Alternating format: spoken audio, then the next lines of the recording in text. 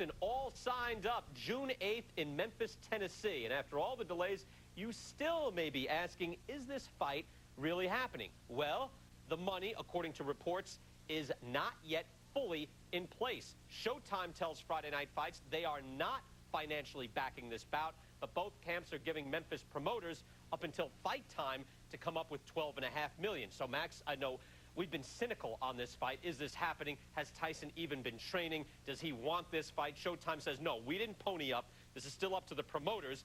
If it does happen, it could be exciting, especially in round number 1, given the training habits of Mike Tyson lately. Well, first of all, when you talk about where it's going to happen, there's all this focus. Really, does everyone out there really care about where it's going to happen? 15, 20,000 people are going to watch the fight live wherever it happens, and the other 2 million people are going to watch it on TV. So the answer as to where it's going to be, if it happens, it's going to be on TV for most people. As far as Mike Tyson's chances against Lennox Lewis, look, the way Tyson's responded to pressure in his career has been like this. He's never been the underdog in any fight he's ever been in, has ever gone into, going into the fight. Never the underdog. Only in one fight in his career going into the fight did people really give his opponent a chance to win, and that was the rematch with Evander Holyfield. He suffered a psychological meltdown in that fight. So far, it looked like a similar kind of thing's been going on with Lennox Lewis before this fight, the melee at the press conference. He's under pressure right now, Mike Tyson. Whatever you want to say about him, he's never been the underdog in his entire career. And on the one hand, that puts more pressure on him in this situation. On the other, it speaks to the dominance of his prime and the impression he's made on us. I don't know if there's ever been a fighter in the history of boxing who's gone this deep into his career without having been the underdog. But as you know, Lennox Lewis's Achilles heel is his chin, and Mike Tyson has one-punch power in both hands. I know you had a conversation with Tyson as well, saying, you should be fighting all the time. He hasn't been in the ring. He hasn't gone about it the right way to challenge and win the title. However, that being said, the last 2 times he's been in the ring, you know what? I think Mike Tyson has looked pretty good. He's gotten himself into shape. Maybe if it's the last minute, it's the last minute against Brian Nielsen. All right, I know the level of heavyweight we're talking about, but he showed good hand speed there, moved his head a bit, went to the body quite often. Before that, against Andrew Galata, Max, I told you, I thought he was going in slow motion, but he moved his head beautifully. However, Lennox Lewis last time out against Housen Rahman was on his toes, flashing out the jab, and then bringing the hammer down. And yet, and that was one of Lennox's best overall performances of his career, maybe his best overall performance, maybe except for the Ruddock fight. But the fact is, in the first round, Rahman got through with a jab or two, and Lennox looked a little shaky for a second. And Rahman's a good puncher. Tyson's a great one with both hands. And that's why guys like our own Teddy Atlas, who we're going to talk to in a second, is interested in this fight. I mean, everyone, doesn't matter if you're a Tyson critic, if you're a fan, if you can't stand him, whatever you think his performances have been like in recent years, the guy has legitimate one-punch power in both hands. And it's not just in the left hook and the right, straight right hand. He can throw a right hook and knock you out. He can throw an uppercut with either hand and knock you out. And Lennox, the one problem he's had is he's susceptible to that one-punch knockout. Rahman and Oliver McCall. We've seen that against Shannon Briggs, against a lot of guys. Michael Grant comes to mind, too. Early on, there's some shaky moments, and we've seen, now I know it's Lou Savarese, not at the level of Lennox Lewis, but one grazing shot to the temple, and Tyson can change everything. Let's bring in Teddy Atlas right now. Teddy, I know if Tyson trained hard, got ready, and I know everyone's always saying, if he just did this, if he just did that, it'd be great. But even so, that first round, I mean, you're going to be at the edge of your seat, everybody will, knowing that no matter how he trains, that first round, Lennox Lewis will be in danger. Do you agree with that? The first couple rounds, maybe the first 2, 3, 4 rounds, he's going to be in danger. I mean, he's been removed from his consciousness 2 times, and he's in front of a guy who punches harder than those guys that removed him from his consciousness. So, yes, early on, it is going to be, you are going to have your heart in your throat if you're a backer of Lennox Lewis. But look at it the other way, too. Maybe Lennox will pull a fast one here. Maybe he'll kind of spin the tables a little bit like Ali did with Foreman. Everybody thought in that fight Ali was just going to run from the beginning. He came out, landed a right hand with Foreman, got his respect. Maybe Lewis will land something on Tyson. And if he lands something on Tyson early, Tyson is the kind of guy mentally that might never get in a fight. He might get himself so backtracked where he'll be so timid about throwing that the danger will not exist the way you think it will. Teddy, you've been Lennox, are you listening? Teddy, you've been an outspoken critic of Mike Tyson throughout the years, but even you have to admit, look, Lennox is 6'5". He's half a foot taller than Mike. He has a foot of reach. He's 30 pounds heavier. He's been more dominant against better fighters for over a decade now than Mike has. Mike doesn't seriously get into shape for fights like he once did. You've questioned his character, as many have in print and on television. And yet, we're all still sitting there on the edge of our seat. What does that say about the quality or potential of Mike Tyson? Because you and others have said, well, it's just a traveling freak show now. We want to see what he does next. It's not just that, is it? He's still dangerous. He can still fight. Says we don't have a lot of good heavyweights around.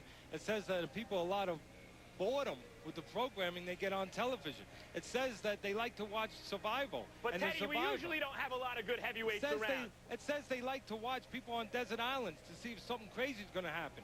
In other words, it says that there's a morbid curiosity about Tyson. People stop, unfortunately, to look at car accidents. They want to see if something's going to happen with Tyson. And yes, he has TNT in either hand. Yes, he can win a title again. Yes, he can get himself disqualified. All those things are there, and that's why people will watch. And one other thing, yes, Lennox Lewis is heavyweight champ of the world. That's why people will watch this with interest. There's a morbid curiosity about this fight. Teddy, let me go back to your other point that he's going to try to get respect early. He didn't do it against David Tua. He was running for his life early on. Later, he pounded David Tua, but early, he was holding him off and just trying to survive. You know, that's a good point, Brian, no doubt about it. But Tyson is dangerous with tall guys that just move, because he walks you down. He has nothing to worry about. And he eventually gets close, and he puts his hands on you. So, Lewis, I think, understands that. And if he doesn't, his trainer does. The legendary one, Emmanuel Steward. He's going to have to make sure that he makes Tyson pay for real estate, not just move around. Because otherwise, Tyson will have nothing to slow him down about walking in and, most importantly, about being aggressive. But, Teddy, with Tua, it's just the left hand. All Lennox had to do was worry about that left hand. Whatever you want to say about Tyson, you got to worry about the left hand and the right hand. It's not so easy to tell where that shot's going to come from. That's what makes Tyson so dangerous, is that he can punch with either hand. But he's only dangerous in spots. Only in spots. And only if he's front running. Only if things are going. If he's not tested. If this is a contested fight, then look for Lennox Lewis's people to earn their money. I think Lennox Lewis is going to tell his people in the corner, his security guys, run in the ring if Tyson starts to get dirty. And that might happen. And then all of a sudden, you're going to have a no contest. I hope that doesn't happen. Teddy, thank you very much. We'll be talking about this fight for a while now. We have 2 months to get ready. Tyson, unfortunately, has just 2 months to get ready. Tyson was getting his head handed to him against Buster Douglas and was able to land that one punch that put Douglas down for 14 seconds, although only a 9 count. Mike Weaver knocked out John Tate with seconds to go in the 15th round because Weaver could punch. Tate didn't take a big punch, and Tate was a big guy, and Weaver was a little guy, too. Another Florida. Who would you pick to win Tyson Lewis bout in Memphis? If you pick a knockout, give us a round. I'm picking Lennox Lewis. I'll pick him in the 5th round. Victor from Arizona. We have more time on that. Not to take anything away from Tommy Brooks, but shouldn't Tyson have the best trainer in his career back, Kevin Rooney, for the fight with Lennox? Absolutely, yes. Mike, go get Kevin. I'll bet you Kevin would work with him. Absolutely, you need Kevin Rooney for this fight. I think all boxing fans are thinking the same thing. Kevin has said that with the lawsuit clear, he'd work with him again. Jesse on Friday Night Fights and heavyweight time, of course, June 8th. At least that's what's on the schedule. June 8th, the heavyweight championship of the world. Lennox Lewis versus Mike Tyson. Tyson has chosen a new trainer for his training camp in Hawaii, oddly enough. Ronnie Shields will go out and test out the Tyson camp to see if he will remain there. He has put up some reservations, Max, about going to the camp and being the man in charge, which, of course, is always the question. And people throw in, well, you know, because Jay Bright is there and Stacey McDonald. You know, it comes down to Mike Tyson. Has he listened to anybody since he left Kevin Rooney?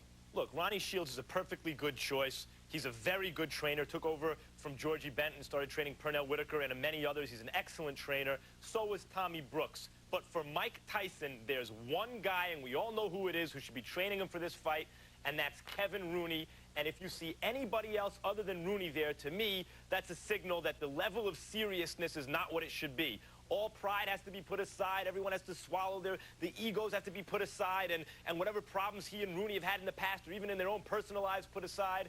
And even though there's still not enough time for even Rooney to get him in shape, That's the guy that needs to be in the corner with Mike. We are less than 2 months away from this fight, and there were allegations in Phoenix of Tyson and it being in a strip club out there. No matter what he's accused of, there are no charges, no police charges, but what is he doing there?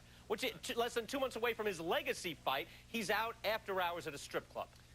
Well, this is, again, you know, when you say, are you surprised? No. Are you disappointed? Disappointment. When you say disappointed, it really means you're expecting something else, and this fits into a pattern of behavior, by the way, not only with Mike Tyson, but with many well-known fighters, especially when they're in places like Las Vegas, so it's not very surprising. He's in Phoenix, but that's, anyway, he's going to find it. All right. Hey, Teddy, one last thing before we go. We do have a second here. Your take on Tyson being out in Phoenix, and more after hours than anything else.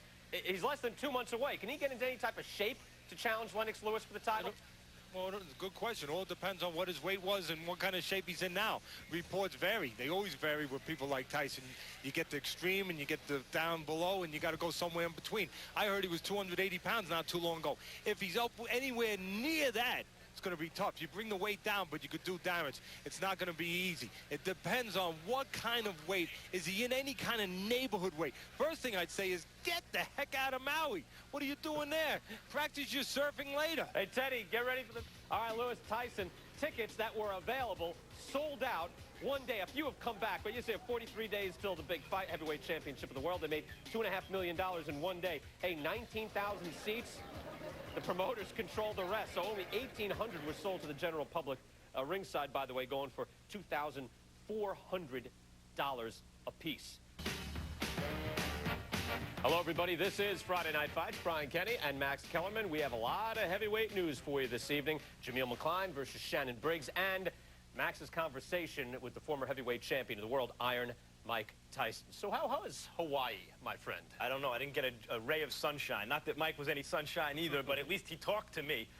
Mike Tyson, look, he's a tortured soul. The guy's in a lot of pain. And what we all look to see is he going to harness that pain, that anguish, and focus it on his opponent, or is he going to implode under the weight of that pain? I think that's what we're all waiting to see. Certainly, he exercises his power. The press has to cover him to say whatever he wants. That's his right. And even to humiliate some in the press at times, that's also, he's able to do it because the press isn't doing him any favors by covering him. They have to cover him. He's a story, and he uses that and kind of flexes his muscles in that capacity. His fight with Lennox Lewis, the heavyweight championship fight, just over a month away. We'll have a long conversation, Max and Iron Mike Tyson. He's certainly in a fighting mood. Yes. I don't feel a love from them because there's no love. They don't know me as an individual to love me. They love what I actually do because they're paid to see me smash anybody. If they're white, like they play, because only thing they have respect for is my ability as an athlete. Would you trade places with me, knowing how much money I have, and I'm a black man and you're a white man? That's what Chris Rock said. Would you trade places with me?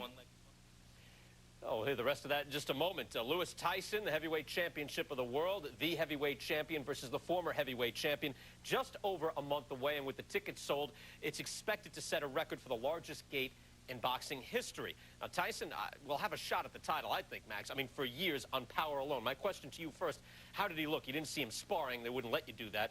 But how did he look? Did he look like he's serious about getting ready for this fight? The interesting thing is I didn't think he looked too ready at that press conference in New York where he blew up. And guess what all that did when he got denied for his license in Nevada? It just bought him more time. Yes, he looks much more ready physically than he did in New York, for sure. All right, some of this conversation, as they say, might not be suitable for some of the younger members of the family if they've gathered around to watch Friday Night Fights. You might want to think about that before we roll it here. What did you find? Anything surprise you before we get to this? I wouldn't say surprise me. I think that what certainly came through is that Tyson feels like he's sort of betrayed by a media that he allows access to him, and then the media turns around and rips him. And he has a point, because this is not an athlete who's just lucky to have the media there and thank you, they're doing him a favor by covering him. Tyson is a story. The media is forced to cover him because he generates ratings. He's newsworthy. People care about him and what he has to say. And so he does grant people access to him. That's not just a right. It's sort of he extends it as a privilege in a way. And when people turn around and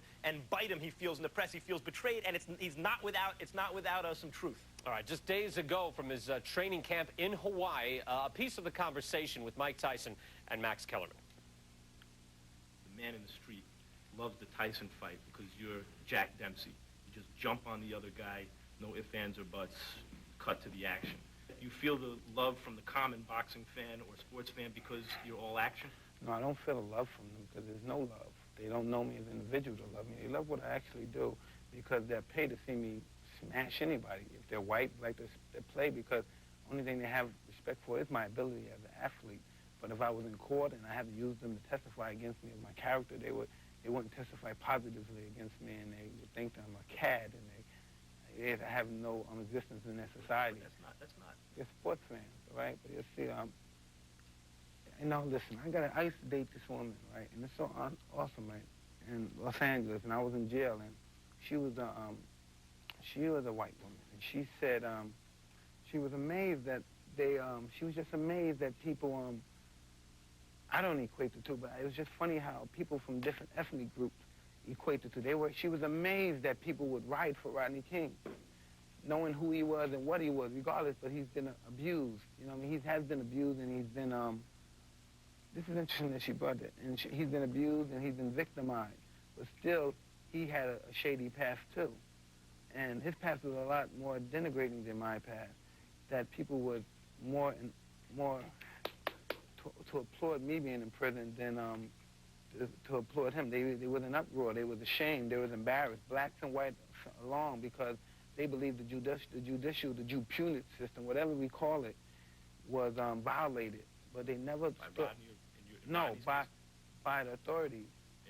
Yes, but they never thought, in any fact, no one ever saw the documents. You know, I'm not trying to cry over spilt milk. I'm just saying, I'm just trying to equate the two. That no one ever considered that I was wrongdoing, that I was what you call long-hauled in court. Do you mean that the average person, in the sense that still roots for you, does that because they felt that there's some injustice done to you, that through your situation? No, I think the average person believes that I'm a nut and I deserve whatever happened to me.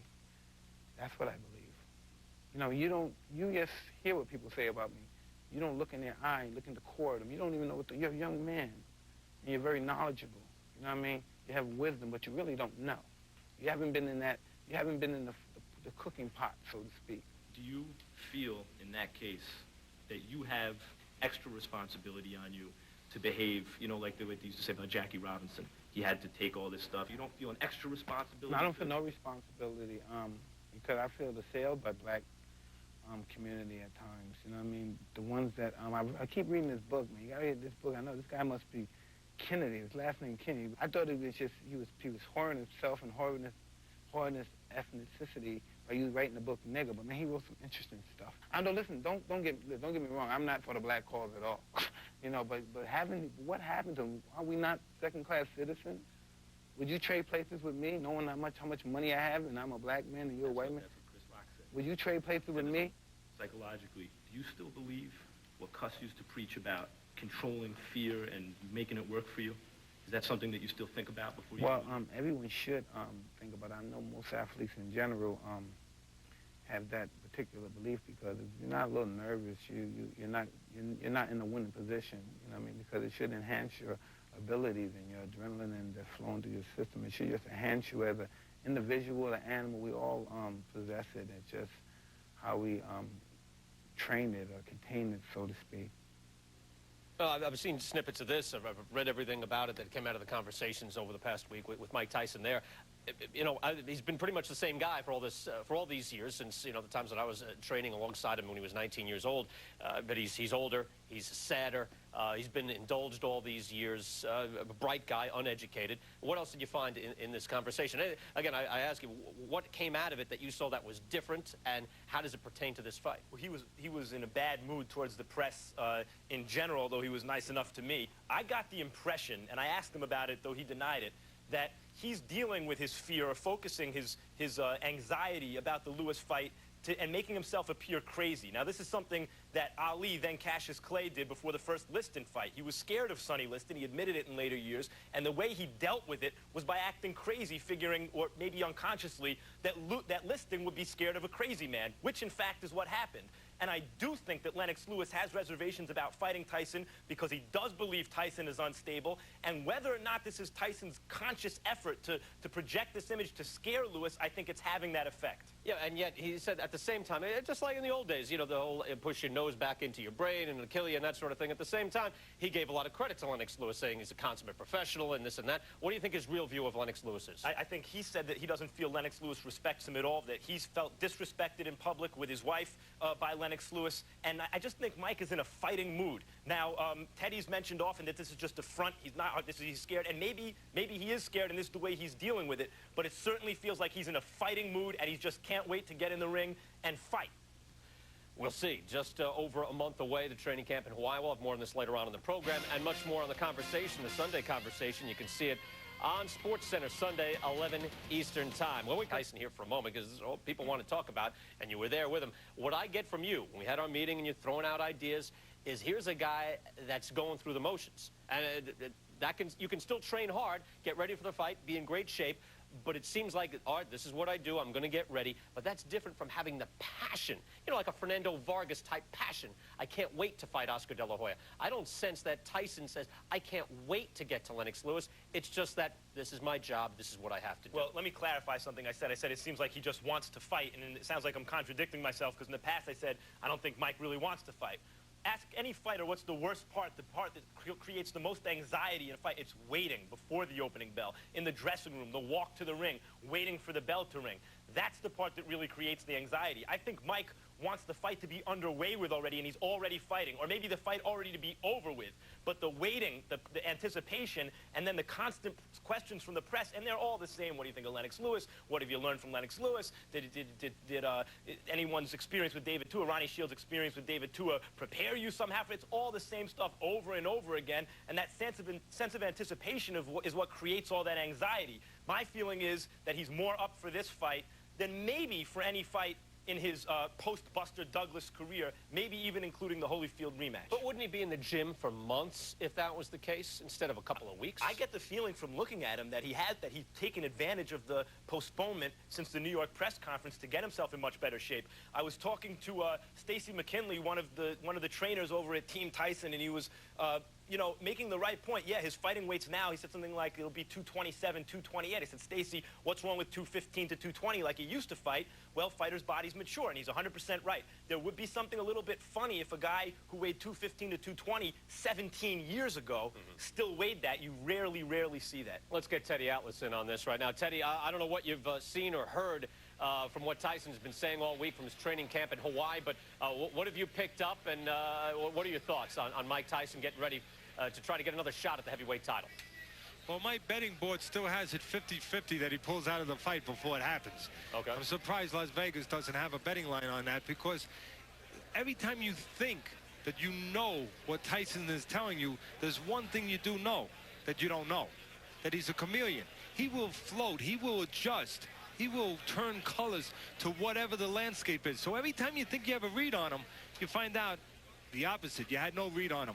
He looked a little heavy to me. Max saw him closer than I did, but he looked a little heavy to me. That's very important, because I think as he gets closer to this fight, which is not that far away, if he has trouble with his weight and he's not in the kind of condition that he thinks he needs to be in, I wouldn't be surprised if all of a sudden, boom, he bolts it. Well, Teddy, I think that's what happened in New York, but I think he looks in better shape now. I think it essentially bought him a few extra months of training. What do you think about his weight now?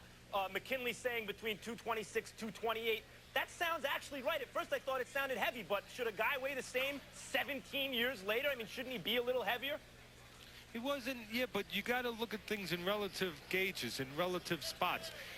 He wasn't that heavy his last few fights, and wasn't 17 years ago. It was only a year ago and less than that.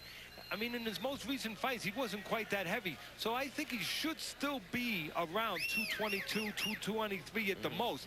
I think anything higher than that still is not at his best. He's not disciplined. He's not making himself do the things he needs to do to forge himself will, spirit, and body to get ready. You know, Teddy, my own thought on this is that he thinks if he trains as hard as he possibly can, he has a good shot through, say, 8 rounds. If he doesn't train all that hard, he's still got a pretty good shot through 3 or 4 rounds anyway. Your thoughts? That's an interesting point, but here's the thing to me, Brian, very interesting. If he doesn't train all that hard, or if his weight, he would never admit it, of course, but if his weight indicates to us that he hasn't done everything and he's heavy, then that tells me it's going to be a different kind of fight. It's going to be a desperate fight early. Bombs away. And if I get lucky, good. good. But if I don't, maybe I get out of the fight. But if he's in shape, maybe he'll be there for the long haul. That's the difference. And that's what the pay-per-view buyers want to know. Do they want to pay for that? That's a very good point. But, Teddy, yeah, that first 45 seconds is going to be interesting either way. We have to get back. We'll get back to you in a moment here, Teddy. The fighters are in the ring behind you. If you missed last night's Sunday conversation, you missed Max Kellerman sitting down with Mike Tyson, who managed to still the voices in his own head long enough to share his views on everything from race relations to big business to Lennox Lewis to Jesus Christ. His remarks provoked enormous reaction, as his words seem always to do, lately more so than his fights. And that is Dan Le Batard's argument in this edition of Voices of SportsCenter. He has been to prison, dabbled in ear-flavored cannibalism, and now descends deeper into insanity with his every syllable. This is what Mike Tyson is selling now in the absence of actual talent, peddling deviance instead of dominance. He is a sad, sorry, spent shell of a fighter, interesting only in the ways that circus freaks and peep shows are, but that's all you need in boxing, where the voyeuristic among us are always willing to pay $54.95 per view. The fact that Tyson remains relevant ought to make us feel dirty. Us meaning the media, the ones who keep feeding this, and you, the ones with the appetite. Tyson is nothing more than an ATM machine with a lisp now, giving good sound bites and maybe good ear and leg bites too.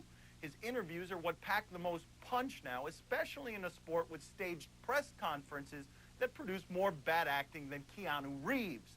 As a boxer, though, Tyson might be closer to being today's Larry Holmes than today's Lennox Lewis. 11 years, people. He hasn't beaten anyone good in over a decade. When he got out of prison, he at least still had his intimidation, but an old, tired, fearless Evander Holyfield stole that from him twice.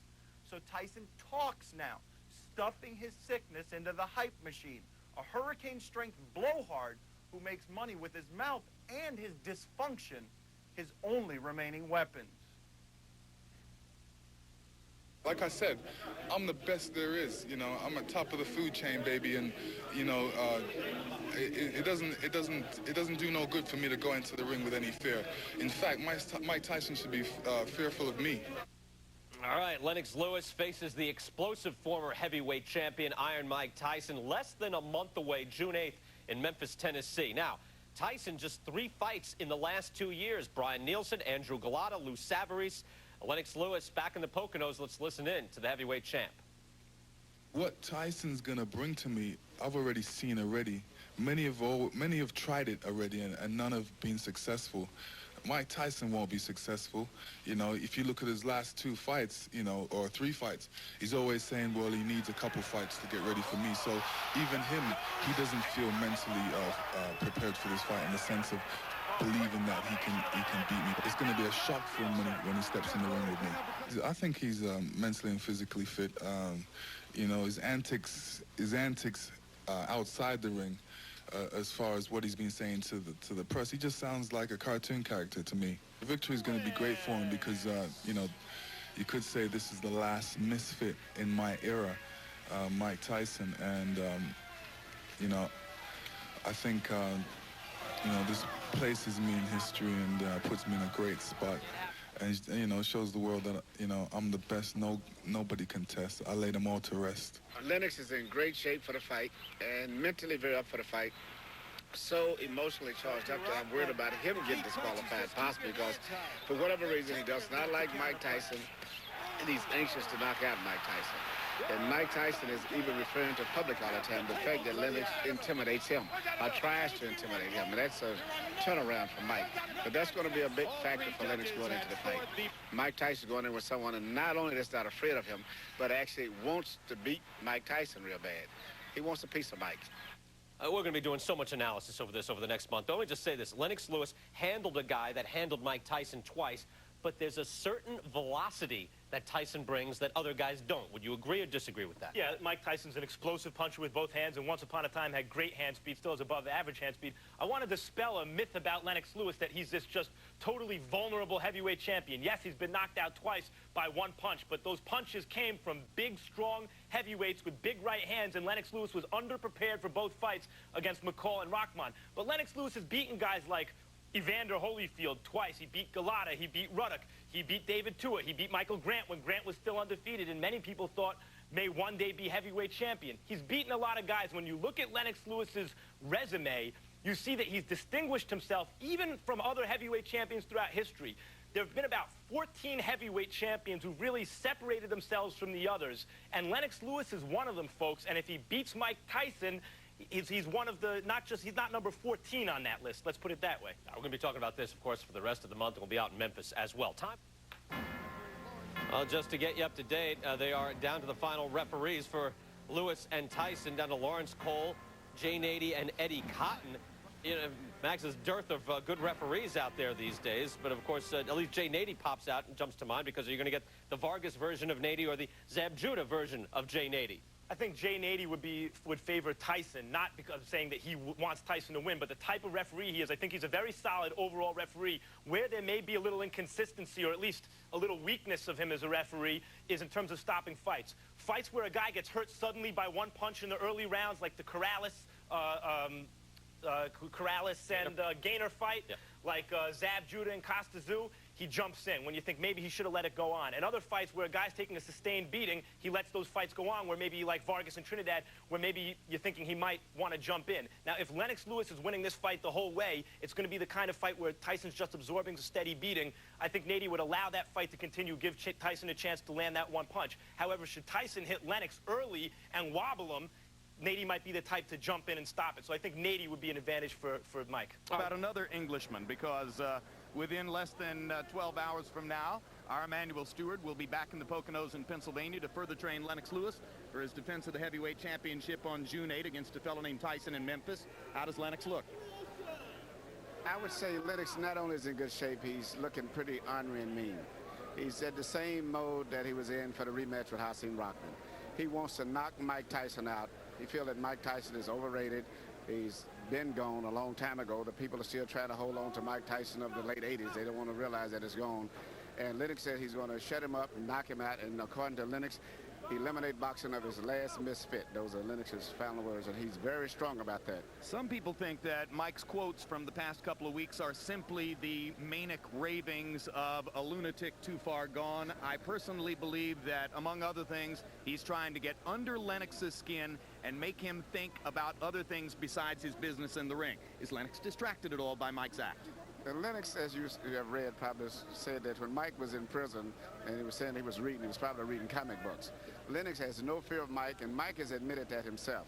This is the only fighter that he's fought that he says not only he knows that Lennox Lewis doesn't fear him, but Lennox Lewis intimidates and picks with him every time they get together publicly. So that puts Mike's in a different role than he's used to being in, and I think it's going to have a profound effect on the fight. Lennox is totally confident that he's a big, good man that's been fighting good quality fighters, but Mike Tyson, for the most part, hasn't even been fighting too much the last 5 years, let alone the caliber guys that he's been fighting. Manny, does that mean you're predicting an early round knockout? Lennox is going to knock him out early. All right. We'll look forward to seeing you then on June 8 when you come back, and as a winner. As a winner. All right. You'll be there as a trainer. The fighter will be the winner. He was history's youngest heavyweight champion. And we have a new era in boxing. And has become the infamous Iron Mike. He is boxing's heavyweight king. The three-time heavyweight champion. Whose legacy is on the line. Now, HBO Sports goes inside the ropes with these two fearless warriors. Candid interviews, expert commentary, and each knockdown and knockout looked at inside out. Get the blow-by-blow before history goes down. Countdown to Lewis Tyson. Saturday, June 1st on HBO.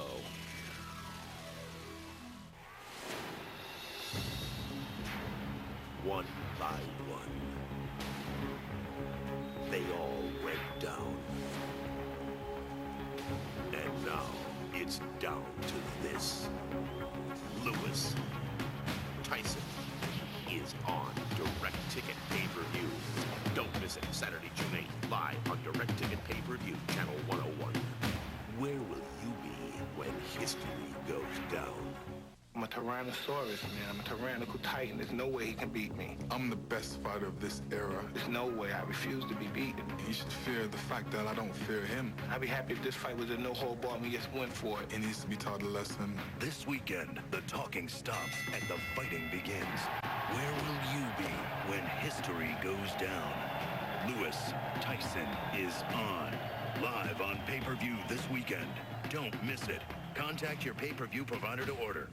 This evening, we invited all of you to contact our HBO Boxing website and to give us your feelings on what would be the outcome of next Saturday night's Lewis-Tyson fight. 26% of you, Lewis KO. 26%, Lewis by disqualification. Even. Interesting. 21% Lewis by decision. All in all, 73% pick Lewis. 16% Tyson KO. 11% pick a draw, which is kind of fascinating because Mike Tyson hasn't gone 12 rounds in a fight since the summer of 1991. But a lot of you are paying attention to that because nobody voted for Mike Tyson to win a decision over Lennox Lewis. So that much, I guess almost everybody can agree upon, but that's part of the excitement of the fight, right? The suspense every moment as to whether Lewis's chin is going to give way to one of Tyson's shots. Well, earlier this evening, I had a chance to talk to Lennox Lewis, 7 days removed from the biggest date in his boxing career, and just a couple days after his arrival in Memphis. Here's how he looked as he talked about his upcoming big night. Lennox, among the news in the past week, stories which indicate that ticket sales are not what they were expected to be at first, and that the economic destiny of what was supposed to be the biggest money event in boxing history may not be as clear as we thought it was. Now that you're there on the ground in Memphis, are you going to promote this fight? You're going to try to sell it a little more? Or are you just going to sit back and wait for the fight? I think this fight doesn't really need too much sale. Everybody wants to see this fight. This is a fight that the public wanted to see for such a long time, and now it's here, and you know, everybody's really excited about it, especially when I arrived in Memphis. They showed me so much love, and they're really up for the fight, and they're really excited for the fight. And I know my friends around the world are very excited about the fight, so I don't think this fight will have any problem selling. Aren't you concerned that because of the World Cup, which now conflicts with this new date for the fight, that your English supporters won't be there in the numbers that you might originally have expected? Yeah, I mean, it definitely will affect the fight a little bit because, you know, the British supporters, European supporters are very, very big on football. But, you know, you have those avid boxing fans that's still going to make it. Have you gotten over your concern about whether the fight will actually take place? And are you now in a position where you can focus totally on the expectation that he's really going to be there in the ring with you next Saturday night? Yes, I'm definitely expecting him to be in the ring with me next Saturday night. Looking forward to the fight, very focused and ready. When he says things like, I want my fist to make contact with Lennox's brains, I want to knock his brains out of his head. When his assistant trainer says we want to find a way to crack his skull, break his ribs, kill him if possible in the ring, what does that make you think? It makes me think that maybe he doesn't think he's going to be in the ring with the champion himself. I'm not going to be sitting back just twiddling my thumbs. He's got to watch out definitely for me. If he's concerned about himself, he's definitely not concerned about me, so he should be concerned about me because I'm very serious. I'm coming in there to win. It's an observation of many boxing experts that there are two Lennox Lewises. There's the cautious Lennox Lewis who went in and fought a self-protective fight, even against lesser fighters like Zelko Mavrovich. And then there's the attacking Lennox Lewis who went in and blew people like Galata and Grant and Rockman in the second fight away. Do you have to be the second Lennox Lewis? Do you have to be the attacker to have your best chance against Mike? You know, I'm a pugilist specialist, so I go in there, going in there to win. You know, if an opportunity presents itself, I'm definitely going to take Mike Tyson out. You know, it's talking about taking me out. You better be careful, but I'm going to take him out. How different does this event feel in scope, you know, as a total experience than any other fight you've ever been in? Well, for me, it's just like another fight to me. You know, who's Mike Tyson? Mike Tyson needs to prove himself. He's been boxing against lesser opponents, really. You know, his last opponent, HBO wouldn't even allow me to fight him. So I'm saying, okay, now he's in against the best. He's never seen a boxer like Lennox Lewis, so he's in for a big surprise. All right, thanks very much for your self-expression. We appreciate your confidence, of course. Lennox Lewis, you heard it, saying it's just another fight, But certainly to boxing fans, that isn't the case. Next Saturday night, live on pay-per-view from the Pyramid in Memphis, Tennessee, Lennox Lewis defends the heavyweight champion against Mike Tyson, trying to win it for a third time. Well, they always sound good in those interviews. What do you make of Lennox's body language as you get ready for next week, George? Well, he sounds very confident. That's awful confident. But then Mike Tyson sounds pretty confident himself. So if confidence is going to win it, they're going to have a draw. Do you think either man is really fearful of or intimidated by the other? You got to be intimidated by Mike Tyson just a little bit when you see him across the ring, because you may go to your corner and the stool may be flying at your head. So you don't worry about the guy physically beating you, but what else could he make? He may kick you. He got no rules. He has no rules in his mind at all. He can break them all. No way to completely eliminate that distraction. Perhaps that's one of the biggest challenges that faces Lewis as he gets ready for that. Larry, your final thoughts about next week, what you heard from Lennox there, and what happened in the ring between Evander and Rock? Well, next week, by now, I'm just hoping for the biggest surprise of all, which is just a good fight. It's going to happen. Let's hope that it's something that we'll all be happy with the outcome, with the fact that two fighters gave their best in the ring, just with their fists and their minds and their hearts. Fellas. Okay, we don't want that. Guys.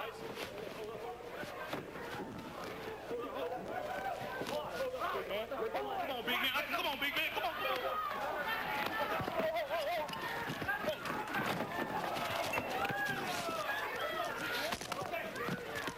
Stop it. I love it. Okay, so Mike Tyson is hardly the only heavyweight to act up in public. But for the most part, Lennox Lewis, he of the accent from across the pond, the bite-e from January, not the bite-er, is considered a gentleman in a business hardly teeming with them. But to step in against Mike Tyson is to need the tools to survive and win. And as Jeremy Schaap tells us, there is in the boxing soul of Lennox Lewis a dark corner where those skills reside. Lennox Lewis, Lennox, I'm coming for you. His opponent is synonymous with mayhem. Just ferocious. I want your heart. I want to eat his children. A convicted rapist, a menace. I wish he was dead. I wish I could kill him. He, on the other hand, is a worthy successor to Jim Corbett. Gentleman Jim Corbett. Lennox Lewis is to Mike Tyson what Mother Teresa is to Tanya Harding. In a sport populated by so many convicts and con men, Lewis's record is clean, which may be his biggest problem. Do you think that being a gentleman outside the ring perhaps has made you less appealing to some people? Yeah, absolutely. You know, there's your thugs out there that like that roughhouse tactic. They're excited about that because they love train wrecks. And then there's the other person out there that love the art of it, love the sweet science of it. And those are the people that are attracted to me. But Lewis and his handlers insist that as much as he respects the rules of the game, he is capable of cruelty. That behind the refined accent and the mild manners, he harbors a mean streak. You have to look at the fact that, you know, I'm a boxer. What we do, we step into the ring and we're trying to take each other out. So it has to take a certain kind of mentality to be able to do that.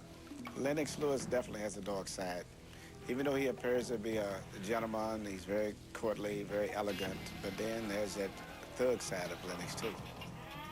Emmanuel Steward has trained Lewis since 1995.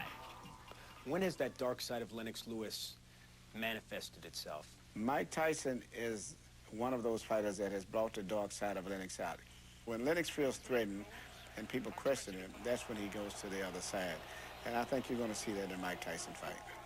Lewis has brutalized fighters such as Andrew Galata, Hasim Rahman, and Razor Ruddock, each of whom drew out Lewis's dark side by angering him. Mike Tyson angered Lewis with his teeth, biting his leg at a press conference in January. What gets you angry? Bites. Once bitten, Lewis says he is less apt to be shy. Emmanuel keeps saying about how much you want this fight and how much you want to hurt Mike Tyson. Is that true? Yeah, very much true. I mean, you could say that bite was first blood on his part, you know, and I'm out to get him back in the ring. You weren't angry at him before that? Yeah, I was angry, but, you know, that really put the icing on the cake on how I felt about, you know, getting bit. Nobody likes to get bit. Lewis avenged the only 2 defeats of his career with knockouts. He's proved that he will bite back. When the bell rings, do you want him angry or do you want him composed? For this fight with Mike Tyson, the rage is already there inside of Lennox Lewis.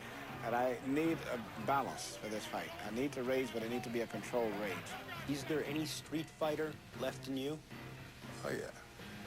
Definitely. Will we see that in this fight? It depends. I'm a man with honor. You know, if a man elbows me, I'll elbow him back. I'm not against that. But yeah, there's no way I'm going to sit there like a punk and get elbowed or hit low or bit and not do anything about it. Will Rockman get up, or have the tables been turned? 4, 5, 6, 7, 8, 9. It's over. Lennox Lewis got his revenge. A screwdriver, down goes both up.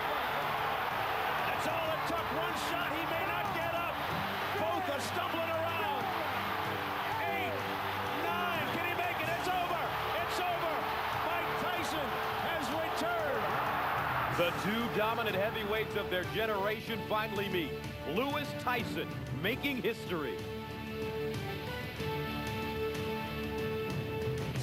Hi, I'm Gus Johnson. When talking about a heavyweight championship fight of the magnitude of Mike Tyson versus Lennox Lewis, what better place to be than historic Gleason's gym?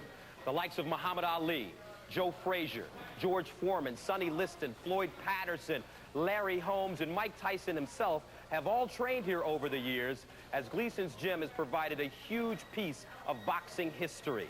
Well, on June 8th, fans will get an opportunity to see even more history when Lennox Lewis, the champion, takes on Mike Tyson, the challenger, in Memphis, Tennessee. Lewis, Tyson, a match made in heaven, right? Well, as a matter of fact, no. For the most part, it was a match made in the offices of the executives from HBO and Showtime. We try to make Tyson Lewis going back to the first quarter of 1996. And for a variety of reasons, that fight was never made. Lennox wanted desperately to fight Mike Tyson in order to prove in his era he was the champion and he was the heavyweight champion of the world. And he felt as if he never fought Mike Tyson, then he couldn't establish that as his mantra. Ross Greenberg, the president of HBO Sports, and myself sat down over lunch. Might have been a breakfast that turned into a lunch. We recognized this was a fight that needed to be made, a fight that the fighters wanted to have happen.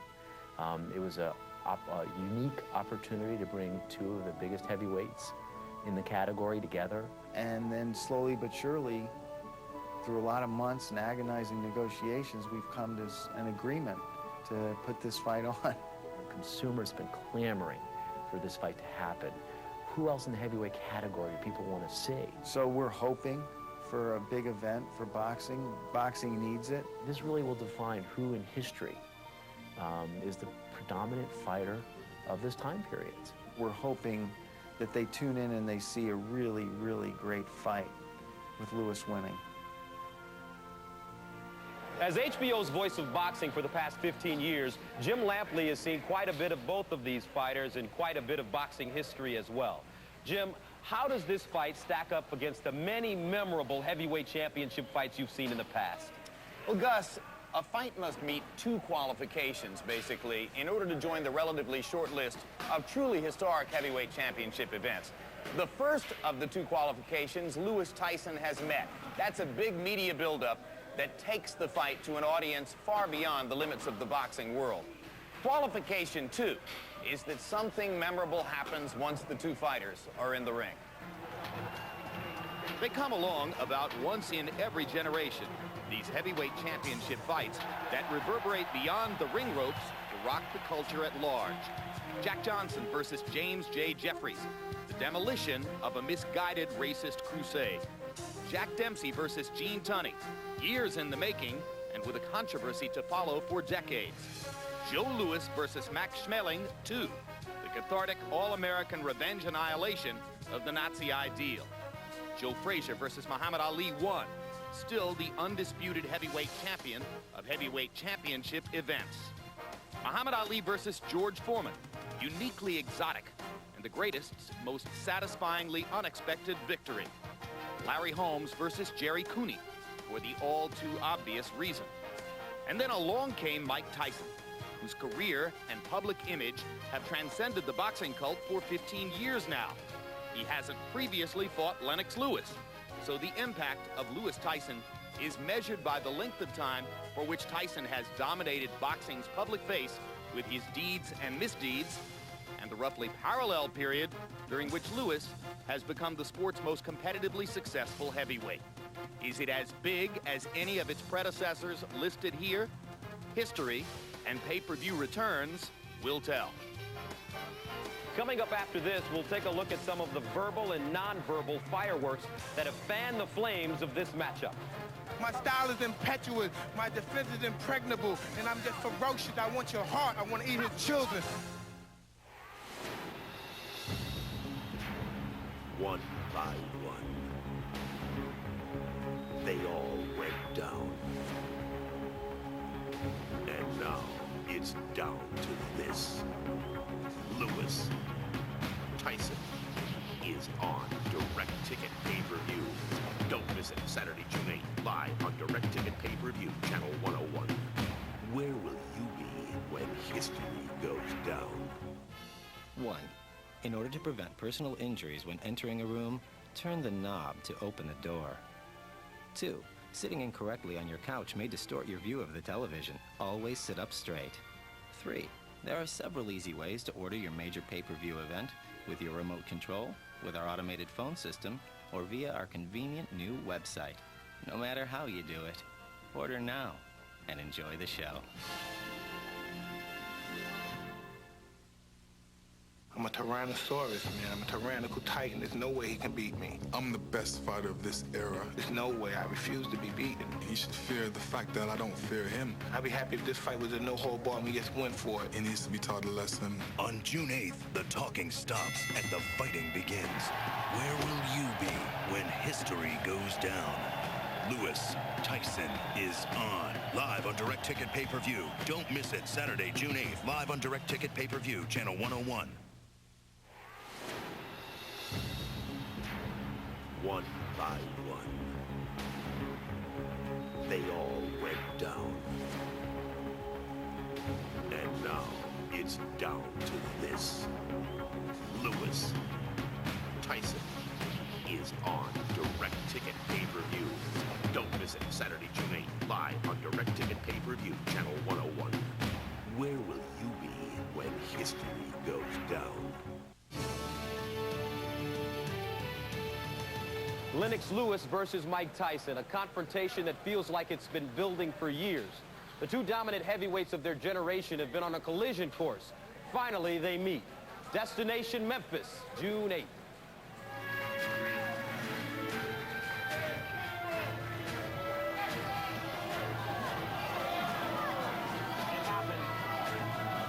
I think he's strange in one sense.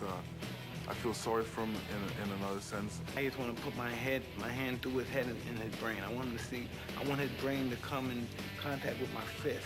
Personal comments I don't think are needed in the sport of boxing.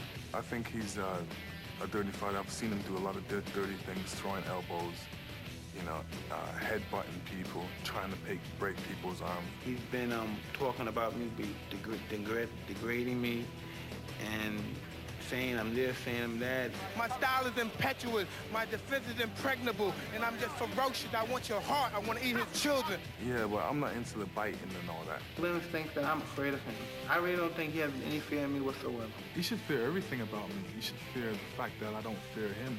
He should fear the fact that I can punch him and knock him out with either hand. He should fear the fact that I'm the best. I'm at top of the food chain, baby.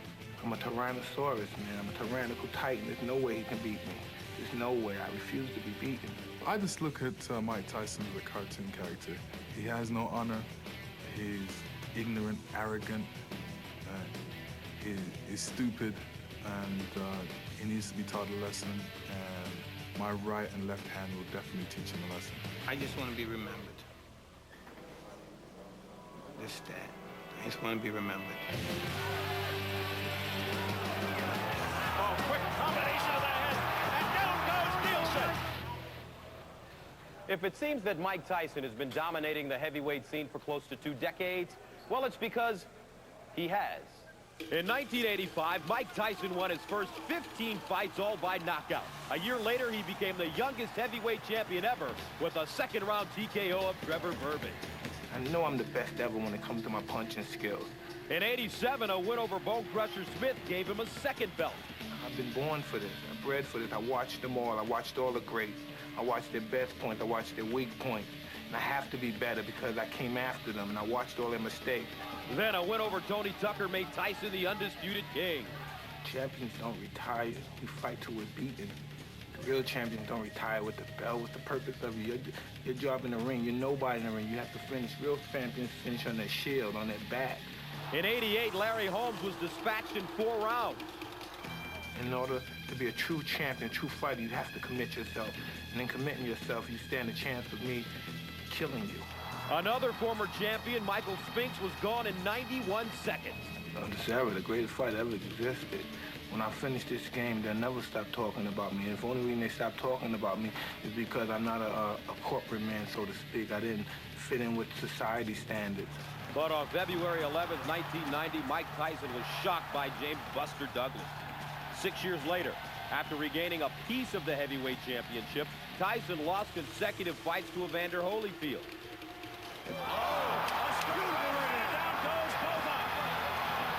Since 1997, Tyson, arguably bigger than boxing itself, has recorded 4 wins and 2 no contests.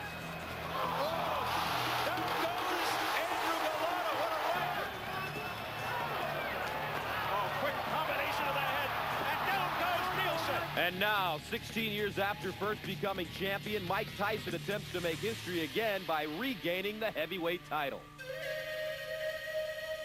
Next on Lewis Tyson making history, Lennox Lewis on the road to his defining moment. I'm a Tyrannosaurus, man. I'm a tyrannical titan. There's no way he can beat me. I'm the best fighter of this era. There's no way. I refuse to be beaten. He should fear the fact that I don't fear him. I'd be happy if this fight was a no-hold-barred and we just went for it. He needs to be taught a lesson. On June 8th, the talking stops and the fighting begins. Where will you be when history goes down? Lewis Tyson is on. Live on Direct Ticket Pay-Per-View. Don't miss it. Saturday, June 8th. Live on Direct Ticket Pay-Per-View, Channel 101. 1. In order to prevent personal injuries when entering a room, turn the knob to open the door. 2. Sitting incorrectly on your couch may distort your view of the television. Always sit up straight. 3. There are several easy ways to order your major pay-per-view event with your remote control, with our automated phone system, or via our convenient new website. No matter how you do it, order now and enjoy the show.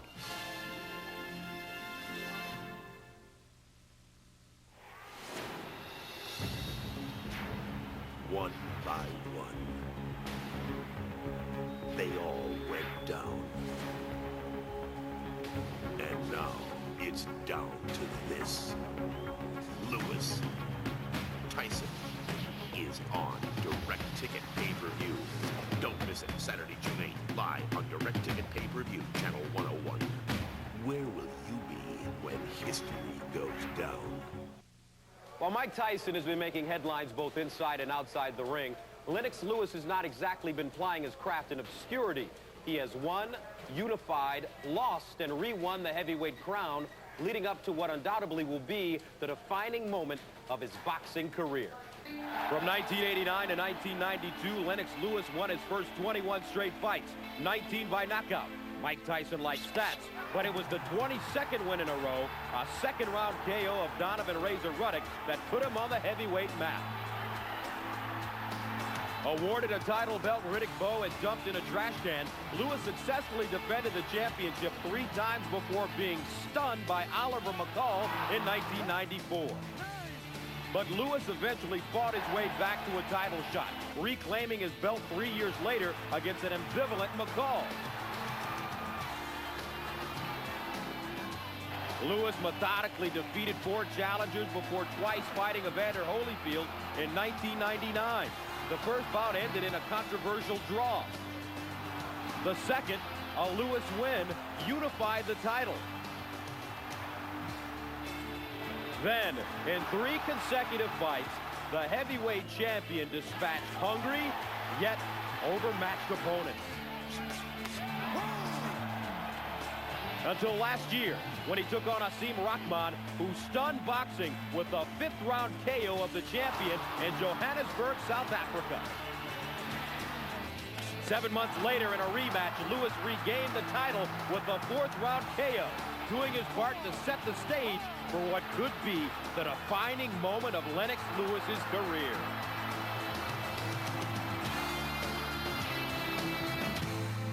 Coming up, Gil Clancy will show us what each fighter's strategy should be. But first, we'll find out who you like in the big fight. You know, and I wouldn't want to mess with either of them. Like Tyson is angry, so I would take Tyson. But he can't go the distance. That's his downfall right there. Lennox, he could go the distance. I think Lennox Lewis is right. Mike Tyson all the way. Regardless of his reputation of biting someone's ear off, everyone makes mistakes. Lennox Lewis knows how to box, and Tyson knows how to fight. Mike Tyson used to be tough, but I think he's Lewis's edge. I have to go with Mike. Lennox Lewis is going to win because Mike Tyson is way past his prime. I think Mike Tyson in 3. Lewis is going to win, without a doubt. One by one, they all went down. And now it's down to this. Lewis, Tyson is on Direct Ticket Pay-Per-View. Don't miss it, Saturday, June 8th, live on Direct Ticket Pay-Per-View, Channel 101. Where will you be when history goes down? 1. In order to prevent personal injuries when entering a room, turn the knob to open the door. 2. Sitting incorrectly on your couch may distort your view of the television. Always sit up straight. 3. There are several easy ways to order your major pay-per-view event with your remote control, with our automated phone system, or via our convenient new website. No matter how you do it, order now and enjoy the show.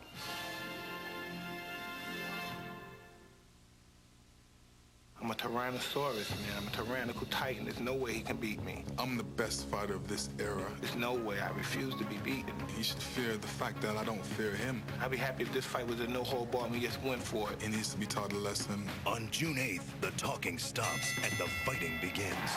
Where will you be when history goes down? Lewis, Tyson is on. Live on Direct Ticket Pay-Per-View. Don't miss it. Saturday, June 8th. Live on Direct Ticket Pay-Per-View, Channel 101. One by one, they all went down. And now it's down to this. Lewis, Tyson is on Direct Ticket Pay-Per-View. Don't miss it, Saturday, June 8th, live on Direct Ticket Pay-Per-View, Channel 101.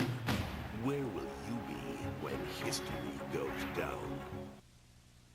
Well, we know what the fighters say they will do to one another, but what do they actually have to do when they step inside the ring? To shed some light on the strategy, let's bring in Hall of Fame legend Gil Clancy and Frederick Agdanika, a young heavyweight amateur here in Brooklyn, New York. Okay, let's look at some strategy.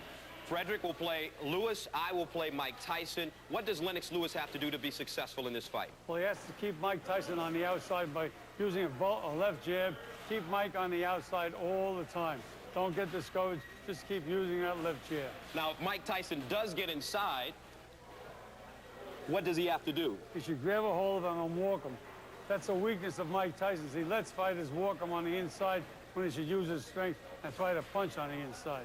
Now, in the past, fighters have been able to frustrate Mike Tyson. What's the best way to frustrate him if you really want to frustrate him? Exactly what I said in the beginning. Keep him on the outside, use that left jab, and make him reach to throw punches. So make him reach? When he reaches to throw a punch, then he's vulnerable. You can nail him with a good straight right hand. So we've talked about Lennox Lewis. Now, Mike Tyson. Gil, he's a shorter fighter, 5'11", taking on a taller man with a great jab. What does he have to do to be successful? He has to use a lot of feints. Make Lewis throw that first jab, try to make him miss, and when he finally misses, Mike should go right inside, throw both hands to the body. That will open up the head, and then they're going to finish off with that big punch. Now, you don't think Mike Tyson should jab. You think he should actually wait for Lewis to throw the first punch. Make Lewis throw the first punch. You have to remember that Lewis's body is attached to his hand. And if he throws the first punch and Mike makes a miss, then Mike's going to be able to hit something on the inside. Something like that? Yeah. Well, Gil, Lennox Lewis fought a similar styled fighter when he faced David Toole, who, like Mike Tyson, has a devastating left hook. He picked up something from the 1970s fight between George Foreman and Joe Frazier when Foreman beat Frazier for the heavyweight championship. What was that strategy? Well, George Foreman was the biggest, stronger, taller guy, and he kept pushing Joe back, pushing that left shoulder back so he couldn't get rid of that left hook. And he just kept steering him around the ring and nailing him with punches. Now, is there anything that Tyson can do if Lennox starts doing this to him to offset him pushing this shoulder? Well, the only thing he can do is stay low, try to make a miss, and then nail him with those punches on the inside. I'm a big Mike Tyson fan, man. Mike Tyson because he's great. If he can get inside that jab, which I think that he will, he'll get opportunities to. If he does, look out. Mike Tyson, 5 rounds. Guaranteed. Lennox Lewis in 8 rounds. Lennox Lewis, because he's smooth. Lennox Lewis. Mike Tyson hasn't won a fight since 1988 against a legitimate opponent. Mike Tyson? I don't want any ear biting. I don't want to see any of this. I don't want to see any, below the belt. Give up, mate. Don't turn up. Give up. Retire. You're going to get hammered. No biting, I hope. Mike, one right could end your night. I'm probably the wrong skater to make a boxing prediction, so I'm just hoping for a good fight with clean judging. You know, it's all about confidence, and maybe Lennox Lewis is more prepared, but Mike Tyson seems to have it mentally. Mike Tyson's gonna win because he's a good boxer. I think Lennox Lewis is gonna win the fight. To me, he's a better fighter. Lennox Lewis is going to win because Tyson deserves a whipping. I think definitely Mike Tyson. Lennox is taller, his arms are longer. He has a much longer reach than Tyson does. Mike Tyson by knockout. The only problem about him is too tough to battle. Mike Tyson's going to whip the bottoms off of you. Absolutely. Thank you. Our panel of experts predicts the outcome. Next. One by one, they all went down. And now it's down to this. Lewis, Tyson is on Direct Ticket Pay-Per-View. Don't miss it, Saturday, June 8th, live on Direct Ticket Pay-Per-View, Channel 101. Where will you be when history goes down? 1. In order to prevent personal injuries when entering a room, turn the knob to open the door. 2. Sitting incorrectly on your couch may distort your view of the television. Always sit up straight. 3. There are several easy ways to order your major pay-per-view event with your remote control, with our automated phone system, or via our convenient new website. No matter how you do it, order now and enjoy the show.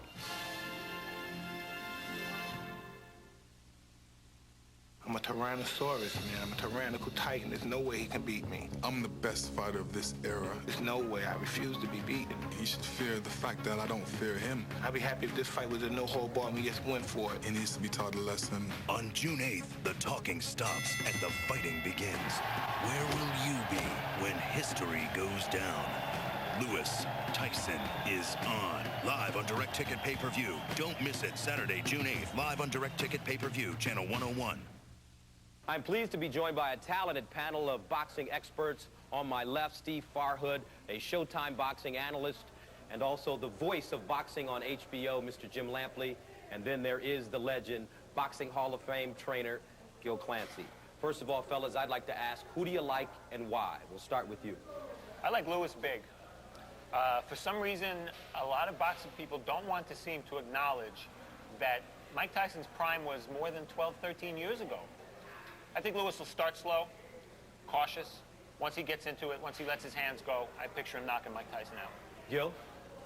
I like Lewis in the fight, but I think that Lewis has to hit Tyson early and hurt him early to put him in his place, because if you don't do that, Mike can be very, very dangerous. Jim. I think at the end of the day, Lennox Lewis has every conceivable logical advantage. The style favors him. Competitive backgrounds favor him. The psychological entry into the fight favors him. But Mike Tyson is a totally unpredictable fighter, and he does have tremendous punching power and hand speed, even at this late date in his career. And Jim, you don't think that Mike Tyson fights really well against taller fighters, and many people think that he does. That's a long-standing myth that Mike does well against bigger guys and somehow cuts them down. Long before he won the heavyweight championship, in his fights against James Quick Tillis and Mitch Green, he demonstrated that he had difficulty finding answers against a guy who was 6'3", 6'4". Buster Douglas was the prototype. Lewis is the best of all of the tall stylists that Mike will have been in the ring with, and he's had difficulty with most, if not all of them. And Gil, Mike Tyson, during his prime, had two great attributes, his power and his great reflexes. He had unbelievable head movement. He hasn't used that kind of head movement in his last 10 or 15 fights. Is that something that you can get back as you get older? I don't think so. The age is the thing with the reflexes. When you get a little older, your reflexes slow up a little bit, as I know, you know. And I just don't think Mike will have the reflexes that he had 10, 15 years ago. But you have to remember, talking about all the great fights of Mike Tyson, there weren't that many. I mean, Quick Tillis, as Jim mentioned, was a tall guy who hit Mike early in the fight. And in all of Mike's fights, if he gets hit early, he's not the same fighter. And I think that's a great key that Gil mentions. Which Lennox Lewis will show up? If you see the aggressive Lennox Lewis, who came out and attacked people like Hasim Rahman in the second fight, or Andrew Galata, or took advantage of a Michael Grant who came in and made a big mistake against him, that guy, I think, wouldn't have too much difficulty with Mike Tyson. But the cautious, waiting Lennox Lewis, who goes in and waits for something to happen, the guy who fought Zelko Mavrovich for 12 rounds, the guy who showed up in the first fight against Rahman, that guy would give Mike Tyson a much bigger chance than he ought to have. Lennox is a thinker. He's a chess player in there. You know, he's got a puncher's style, but a boxer's mentality. And you talk about Tyson's reflexes not being what they were, no doubt, at his age, you lose something. The axiom is that the power is the last thing to go, and Lennox Lewis at the age of 30-something is not going to develop Jake LaMotta's chin either. That, to me, is the intrigue here. It's a long shot that Mike lands the big shot, but if he does, boom. And it could happen because of exactly what Steve said. Lennox thinks way too much. He's way too cautious. I think if he totally believed in his abilities and said to himself, I'm too big, too strong, too good, too quick, too experienced, I'm going to blow this guy away, he would go in and do so. But if he talks himself into believing that Mike is dangerous, which I think he will, he'll make Mike dangerous. So for the record, Lewis, Lewis, Lewis. Lewis, Lewis, Lewis, and if anybody, the three of us over the last few years have been to a few big fights in our time. I will say this as a parting thing. I like Lewis, I like him big. If anybody who's at that fight ringside denies having butterflies before that opening bell, they're lying to you. Lewis? Lewis KO 5 with my heart in my throat because anything could happen, but logically, Lennox ought to make Mike make a mistake and knock him out. I think Lewis will control the fight with his jab, bust Mike up with the jab, and then land a couple of big right hands, probably stop him somewhere between the 5th and the 10th round. And I'm going to go on the limb and say Tyson, because eventually he's going to catch up with Lennox Lewis. He's going to hit him on that glass chin, and it's going to be Mike Tyson, your heavyweight champion of the world. Gentlemen, thank you very much for joining us. Thank you, guys. Thank you.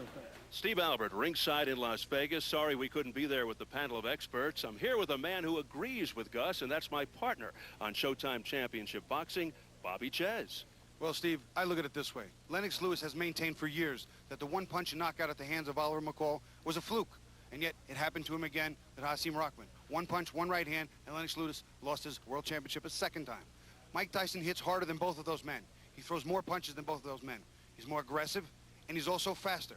And therefore, I deduce that somewhere in the first 8 or 9 rounds, Mike is going to catch up with, break down Lennox Lewis, and probably knock him out. And it's interesting because Mike Tyson could step into the ring for the first time in his career as the underdog. There's no disputing that Tyson is the biggest name in boxing and is the #1 pay-per-view draw. And this is the fight that everyone wants to see, regardless of what people predict the outcome to be. We've covered Mike Tyson from ringside for over 10 years. And, Bobby, despite Tyson potentially being the underdog, he still has the ultimate puncher's chance, yes? He certainly does, but it's not just the ultimate puncher's chance, because many people don't like Mike Tyson. They've translated that into he can't fight anymore, or he's not as good as he once was. Maybe he's not in his prime, but he punches well. He's very aggressive. He has a swarming style. He's hard to hit cleanly on his way in. Very strong, unusual power. He's a phenom. Well, we've heard what the experts think, and we've also heard what the non-experts think. We've seen what the fighters have to do to win. In fact, we've covered all the bases. But the beauty in this most basic sport is that on June 8th in Memphis, Tennessee, when the fighters enter the ring, then and only then will the outcome be determined. Because when the fighters answer the bell for round number 1, all the hype, hyperbole, hysteria, and history will take a back seat. It will simply come down to come out fighting, and may the best man win. Lewis, Tyson is on.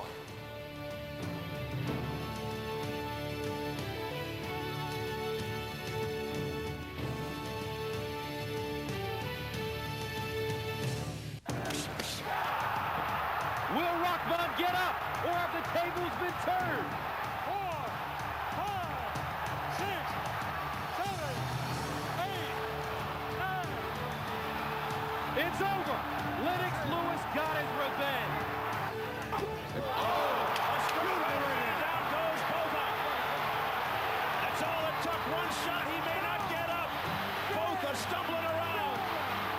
8, 9, can he make it? It's over. It's over. Mike Tyson has returned. The two dominant heavyweights of their generation finally meet. Lewis, Tyson, making history. Well, John, in 2 words, Mike Tyson. What is real and what, if anything, is an act? We'll see ahead outside the lines.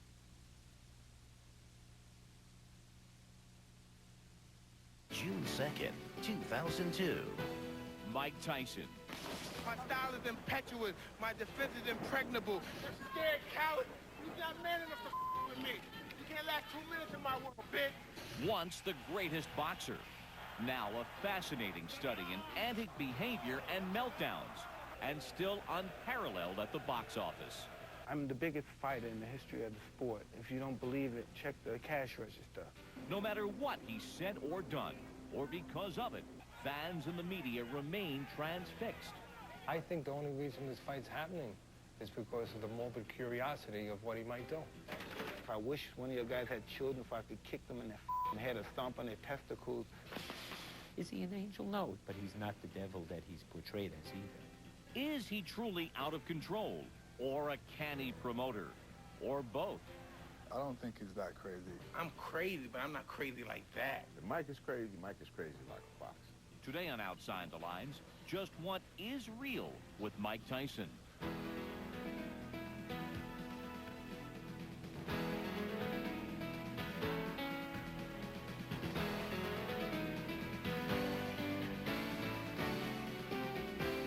Outside the Lines is presented by State Farm Insurance. Several weeks ago, promoters proudly announced that all the tickets for the Lennox Lewis Mike Tyson Championship bout had sold out in one day for a record gate.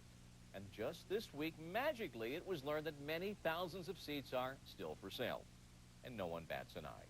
Where else but boxing? Where else but boxing could a fighter approach a heavyweight championship with more talk of his mental health than his ring skills? And where else but boxing could a figure such as Mike Tyson thrive if for no other purpose than to sell tickets? Somewhere between Tyson's alternate personas, the ex-con thug and the aggrieved victim, lies the single most elusive item in boxing, the truth. Which part of the public Tyson is an act? Well, that question collides hard with the ultimate truth, the calendar. 6 days from what might be Tyson's last chance to regain the championship, Jeremy Schaap considers his enduring attraction.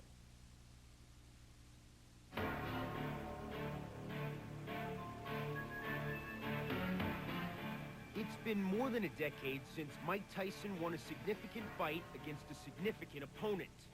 Still, Tyson is unquestionably boxing's biggest draw, despite, or more likely thanks to, his transgressions both on and off the canvas. Why would people pay $55 to watch this fight? Obviously to see Mike Tyson, not Lennox Lewis. Shelley Finkel is Tyson's manager. in the last, maybe in the eternity of boxing, he is the most exciting personality in and outside of the ring. Others say that Tyson, a convicted rapist and a serial biter, simply appeals to our baser instincts. This is the world going to see a car wreck, going to see a train wreck maybe. It is not about a fist fight. There's just a fascination with people who are on the verge of some kind of a collapse. You know, I guess it makes fascinating viewing for some people. He's marketable because he's a candidate to be a guest appearance on Jerry Springer at any moment. Teddy Atlas trained Tyson in the early 1980s. He's now a boxing analyst for ESPN.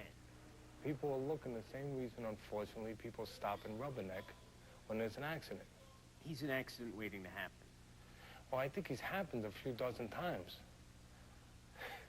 I mean, he's an accident waiting to happen again.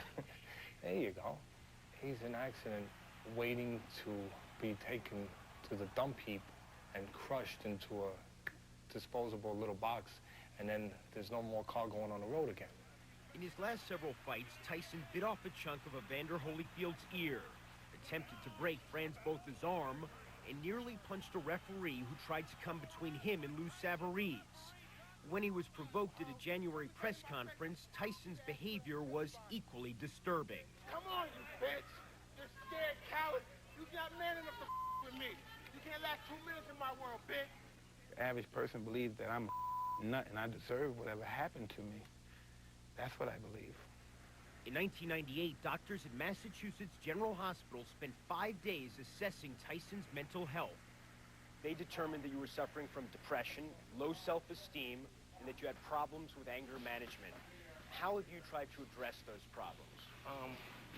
That's all they said was wrong with me? It appears from a distance when you're watching him that he is unbalanced. I was up at Mass General when he was doing his evaluation, and the doctors there said it was amazing the amount of things he has overcome to be where he is. Those same doctors, though, Shelley, at Mass General, said that he suffered from low self-esteem, that he had anger management problems. How is he addressing those issues? He has people who he is working with on that. Psychologists? Yes. And you're satisfied that it's working? I'm satisfied it's going in the right direction. Tyson's mental health has been at issue for years. He's acknowledged using antidepressants, but says he has stopped taking them. His handlers have often said that Tyson was scarred by his troubled childhood, especially his incarceration as a preteen. But he was in a place which is a hellhole on earth. I don't know if it still exists, but it shouldn't exist. A juvenile detention center for kids in the Bronx, in New York. Terrible place where terrible things happen. If something terrible happened to him there, and he started then thinking about himself in those terms, or feeling about himself, I would say that that was a starting place for other things to happen. The Mike Tyson we see at the press conferences, the Mike Tyson who is berating people, who is foaming at the mouth, is that the real Mike Tyson? I think part of him is. I think the real Mike Tyson is a whole bunch of people. He's sort of the Sybil of boxing. He's become a caricature of Mike Tyson. The foaming, frothing at the mouth Mike Tyson that we see is very real, unfortunately. Trainer Tommy Brooks was in Tyson's corner for each of his last 6 fights. Tyson fired him last November. He, too, sees multiple Mike Tysons. You got Mike, that's the calm, collective guy. You got Mike, that's the intellectual. You got Mike, that's the street guy. You got Mike, that's the hardcore guy. You know, I'll bust your head just for looking at me, you know. And then you got Mike, that's the, you know, oh man, why me? You know, the baby Mike. More than any other American public figure, Tyson has displayed his anguish. If Bill Clinton felt our pain, Mike Tyson wants us to feel his pain. I know I say things and I offend people. I ask this lady lewd questions because I'm in a lot of pain too. You know, I'm just in pain that I'm going to have for the rest of my life, because you deserve to feel the pain, somewhat of the pain that I feel. If I wish one of your guys had children, if I could kick them in the head or stomp on their testicles where you can feel my pain, because that's the pain I have, waking up every day. Mike Tyson's a shallow, fractured guy with no identity. And he's almost to the point of being pitied now. Is he an angel? No, he'll tell you he's not an angel. But he's not the devil that he's portrayed as either. How do you see the Mike Tyson story ending? I hope he wins back the championship. I hope that some things change in his own self-outlook based on him being champion again and being able to rid himself of some of the things that have bothered him over the years. There are demons. I don't know if demons is the right word. I think we all have things that bother us. It's just how you deal with them and your own self-esteem of how you've gotten where you are and what you think of yourself. Here is a guy who has big problems mentally, psychologically, who is not taking medicine, who is only being locked up and then let out to fight and make other people money. He is angry, he has rage, he is the guy that says these outrageous things, partly because he's nuts, partly because he's trying to intimidate other people. You don't think that he's actually crazy? No, I don't think he's that crazy. But you think this is all part of his strategy? Yeah, absolutely. I mean, we've seen it time and time again. But is it an act? Is Tyson really just a savvy promoter? He's just a salesman, that's all. He's trying to sell the next fight. Mike knows what's going on. If Mike is crazy, Mike is crazy like a fox. This guy, he's a con man, you know? You know what? If he's trying to sell tickets, this guy's the greatest actor and the greatest publicity man in the history of anything. And forget P.T. Barnum, forget Don King, forget everybody. You cannot make up this kind of pathology. And to consider what could be Tyson's final act, we welcome live Tommy Brooks, who trained Mike Tyson for 3 years for 6 fights, including the bout against Lou Savarese. Tommy Brooks and Team Tyson parted company earlier this year, and Tommy joins us this morning from Totowa, New Jersey. 2 years ago this month, Lou Savarese fought Mike Tyson, and that bout in Glasgow, Scotland, ended in the first round, and then included Tyson punching the ref and threatening the children of Lennox Lewis. Lou Savarese this morning is in Richmond, Virginia. Ron Borges writes for the Boston Globe, where his byline has appeared for 18 years as both reporter and columnist, and this morning he joins us from Atlantic City. Good morning to you all. Tommy, we all care, I guess, as humans, on some level, what people think about us. Does Mike Tyson care what people think about him? Of course he does. He's human, just like everybody else. I would imagine that, well, he himself has said many times he's only concerned about what his peers think, but in my estimation, I would say he cares about what people think. Ron, what do you think? I think he does, but I think, in your earlier piece, Tommy really hit it when he said, Mike's a con man. He's been a con man all his life. Unfortunately, he's conned himself now, and he's become a professional victim and a professional victimizer. He knows what he's doing. Lou, does he? Is he a canny promoter? You've been in the fight game. I mean, if you want to promote a fight, there are a lot of ways to do it. Is Tyson promoting his fights when he goes off the end?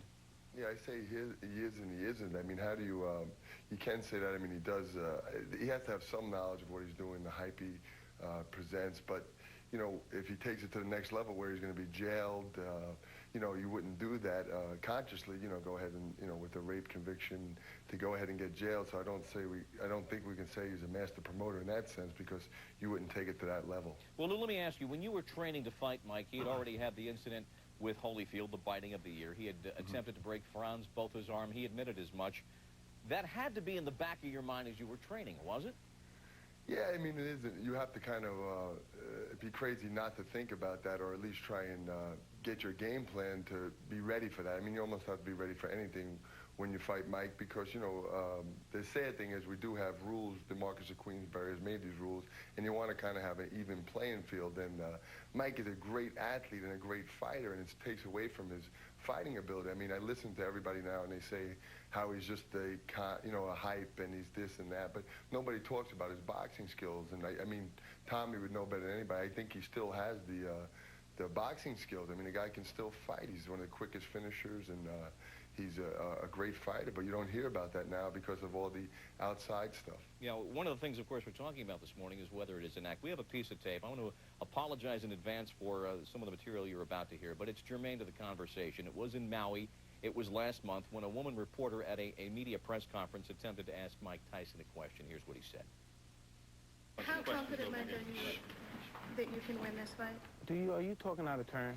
I normally don't do interviews with women unless I fornicate with them. So you shouldn't talk anymore. Unless you want to, you know. Tommy, why is he saying that? Is that premeditated? Does he know the way that's going to be received and played across the country? He probably doesn't even think about it. He just says it off the top of his head. He probably just didn't want to answer a question. Ron, what do you think? You've spent a lot of time with Mike. Yeah, I've been around him since he was 14. I mean, he's like a chameleon. He knows his audience. He knows what he can get away with various people. I've never had a cross word with him, and I've talked to him for 22 years. You know, in that particular piece of tape that you're showing, what should have happened is everybody should have got up and left the room right there, and that would have been the end of the entire show. And why won't they? Because then you got to come home, and your boss says, "What do you mean you left? You know, Joe Schmo from Philadelphia didn't leave." Well, and also Tyson knows the bottom line, though, isn't it, excuse me, Ron, that he's such an attraction, you've got to bring home the copy because people still want to hear and read and see Mike Tyson. Well, that's one of the great. You're right, Bob. And that's one of the things that drives Tyson crazy. He knows how fraudulent and hypocritical even we are.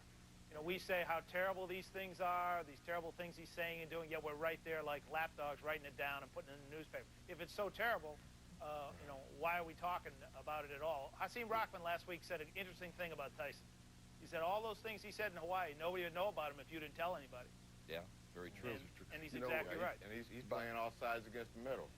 Bob, That's even right. from my perspective as a fighter, it's kind of a catch-22. You know, myself, I mean, nobody likes what he does, but he does bring money to the sport, and other fighters too. I mean, to fight Tyson, if you've been involved in a Tyson event, I fought Foreman, and that was a big media event, but with Tyson, it's tenfold, literally. I mean, it's unbelievable, the magnitude of a Tyson fight. I mean, the money that can be generated for him and his opponents too, so it's a tough call. I mean, nobody wants to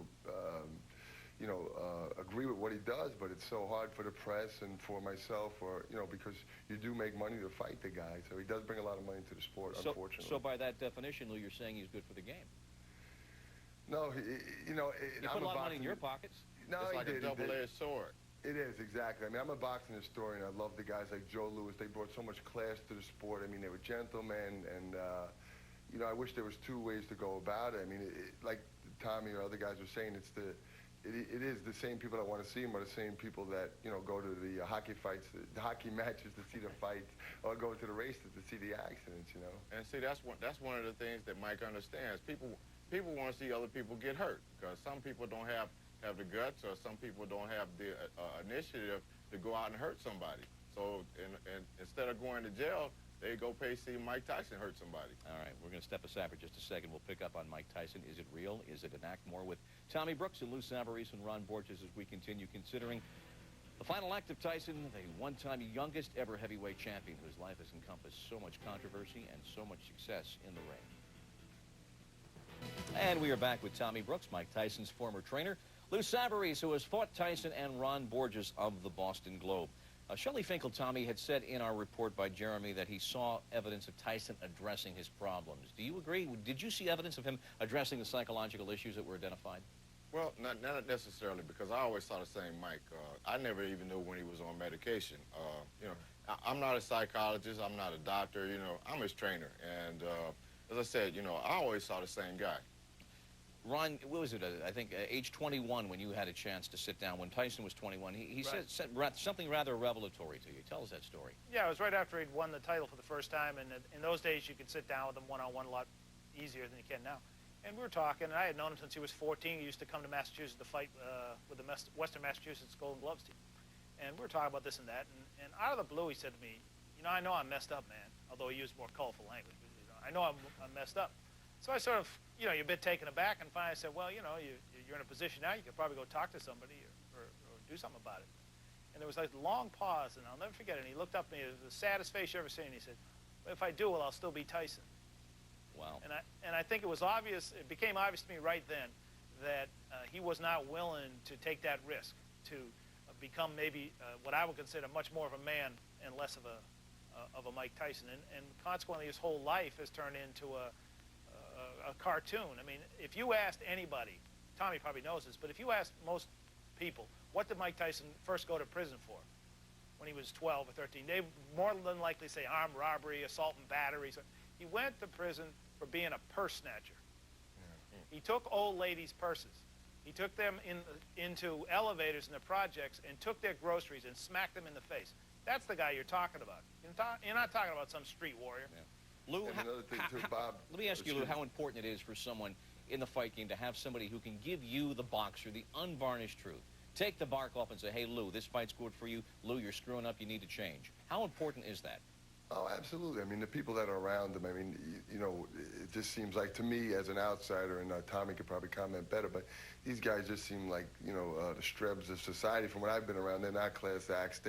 They're taunting him instead of keeping him down, yelling. I mean, they're doing the same stuff Tyson's doing. And to hear, you know, the comment before from Shelley Finkel, you can throw that out the window. I mean, really, what is Shelley going to say? Shelley's making millions of dollars off Mike Tyson. He's not going to tell you the guy's crazy. We're not going to get the honest opinion from Shelley. I mean, that's ludicrous to listen to him saying, well, he thinks he's getting the right help. You know, if the Mike Tyson boat stops Shelley Finkel, you know, he's going to be out a lot of money. All right, we mentioned at the top of the program that there are still thousands of tickets still available. Tommy, do you think the sports marketplace is nearing the end of the line? They're Tysoned out? They've seen enough? I would think so. As a lot of people have said in the past, it's become almost a circus. Me personally, I like Mike. I don't condone a lot of the things that Mike does, but you can't be responsible for what a grown man does or says. You know, he got to. When you make the bed, you got to sleep in it, man. Hey, Tommy, I have a question for you. Do you think, I mean, it seems like his boxing attributes are still there. They just need somebody like yourself or a good guy to get it out. Lou, listen. Mike has more talent in his little finger than most of these guys at the top of the game got in their whole bodies. But, I mean, it's a matter of him putting forth the effort. I mean, Mike has been to the big dance on many occasions. He knows what you have to do. And as we said before, he's an historian of the fight game. That's the problem that I have. If you are an historian, you've seen what happened to Jack Johnson. You've seen what happened to Sonny Liston. You know, why go down that same path if you know the outcome already? You know, go a different direction. All right, let's go around the horn quickly one time. Not does he have the ability, but will he, Ron Borges, win the fight? Quickly. I think he's got 3 rounds to win the fight, after which I think he'll crack as he's done in the past. If Lewis puts up any resistance at all and lands some punches, he'll win the fight. Lou? I agree exactly with Ron. If it goes 3 rounds, I think Tyson's going to self-destruct after the 3rd round. I think he's going to disqualify, but he has a great chance of, you know, styles make fights, and Mike's a quick starter. Lennox isn't the best starter. It's going to be interesting. Tommy? I think it's a matter of how good a shape Mike is in. I think also it depends on which Lennox Lewis shows up. What I mean by that is if Mike is in tremendous shape, he can go 6, 8, 10, 12 rounds. I like Mike early in the fight, but I think that Lennox is trying to make a statement in this fight. And I think that knowing Emmanuel Steward, Emmanuel's going to send him right out after him. All right. And if he doesn't go that direction, he's going to take him out in deep water, let him drown his own self. Tommy Brooks, Lou Savarese, and Ron Borges, thanks so much for talking about Mike Tyson. We appreciate it. We've got the fight everybody's talking about covered from every angle. I want his brain to come in contact with my fist. Boxing expert Bert Sugar tells us why he's boycotting boxing's biggest bout. And Tyson's former trainer, Kevin Rooney, gives us the scoop on Iron Mike. Coming up next, Mike Tyson could have been the greatest champion ever, but where did he go off track? Well, that's the man who knew him when Tyson was a first title holder. Iron Mike's first trainer, Kevin Rooney, joins us next.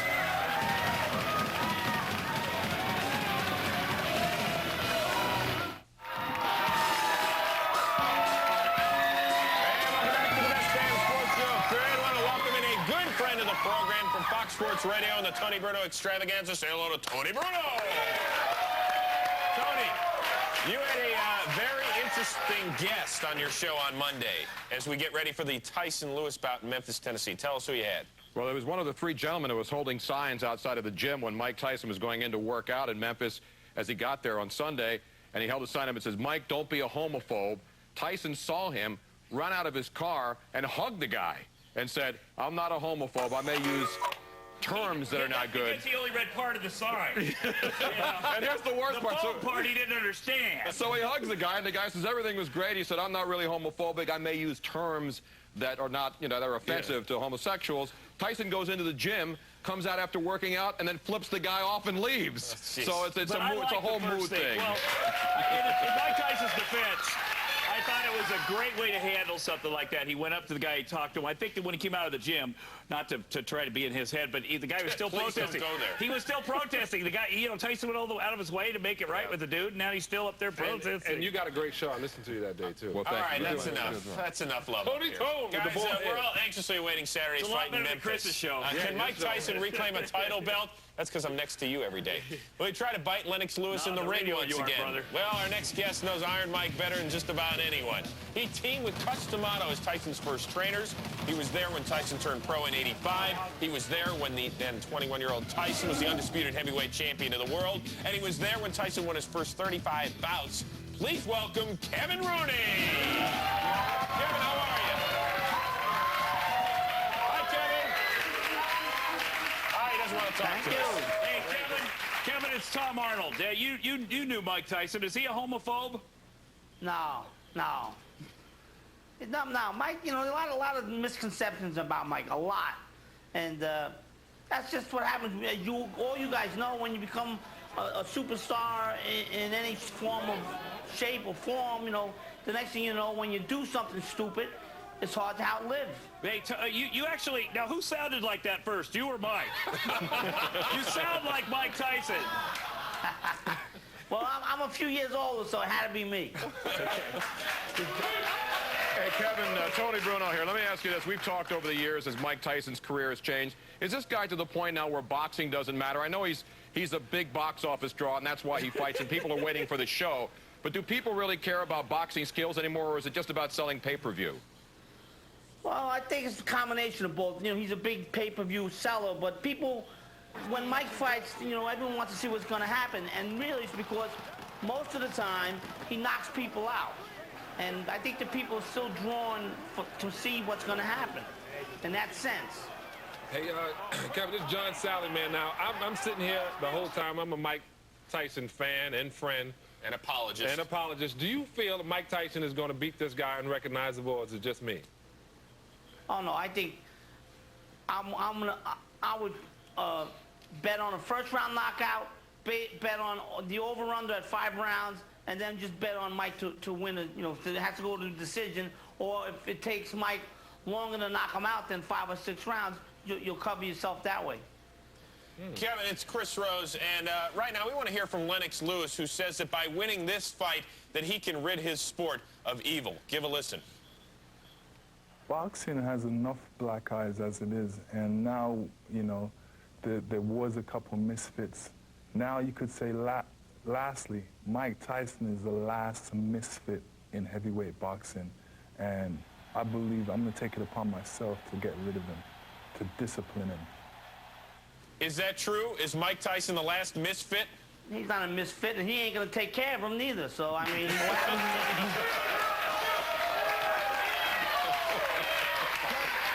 This is John. You had Mike in his early days. We know now that sometimes he's a little over the edge. Yeah, what's my thing? He's a little over the edge right now. But in his younger days, was he like that, and was it just hidden by good management? No, it wasn't. No, it wasn't hidden by good management. He was being directed by good management. Mike's a follower. When he was a young kid growing up in the ghetto, he got in with the street gangs. He started getting arrested at 8 or 9. He went away to group homes. Bobby Stewart discovered him up in Tryon, called up Cuss and said, listen, Cuss, I think you should take a look at this kid. And so then Mike was released into Cuss's custody, and he lived with Mike. Mike lived with Cuss for 5 years, and then Cuss got sick and died. Then Jimmy Jacobs and Bill Caton, Steve Lott and Kevin Rooney were the guys that Cuss D'Amato had put in there, and we were able to bring him up to the Spinks fight until he married Robin Gibbons, and then Jimmy died. Once Jimmy died, then that's when, I guess, Mike, started following different people. And then when he got into the great con artist Don King's hands, well, look what happened to him. Now, Robin Gibbons was not implicated in Jimmy's death, was she? straight. There wasn't No, rumor he going was around, with but I don't Robin think so. and Jimmy died. Did you hear that? Hey, Kevin, real quickly before we let you go, does boxing need Mike Tyson to reclaim the heavyweight championship of the world? I wouldn't say that, no. I wouldn't say that. But it's not going to hurt because then Mike can fight Evander Holyfield again. Or if I was Mike's manager, I would fight John Ruiz. I'd fight that Russian that won the WBO title. And then I would fight Holyfield. I would try to unify all the titles again and get rid of all the promoters. Well, Kevin, come on our show anytime. We appreciate the insight. We'll talk to you down the road. All right, buddy? All right, take care. Kevin Rooney, everybody. He sounds like Tyson. He does. He's got a little bit of Tyson in him. Vice versa. He's a unique individual, that man. Yeah. Do you think, though, boxing? Do you think, though, if Customato had been around a few more years, that Mike would have been on the straight and narrow? I think Mike would have outgrew it anyway. You outgrow people. You outgrow your coaches. You outgrow people you're around. Yeah. I think he would have got past that. Well, guys, later on, more fight talk with boxing historian and former editor of Ring magazine, Bert Sugar. Believe it or not, this guy, as we say, a great historian. He is not attending the fight in Memphis. He is boycotting it. He will tell us why, and it has to do with Mike Tyson. And we got much more coming your way, so make sure you stick around, all right?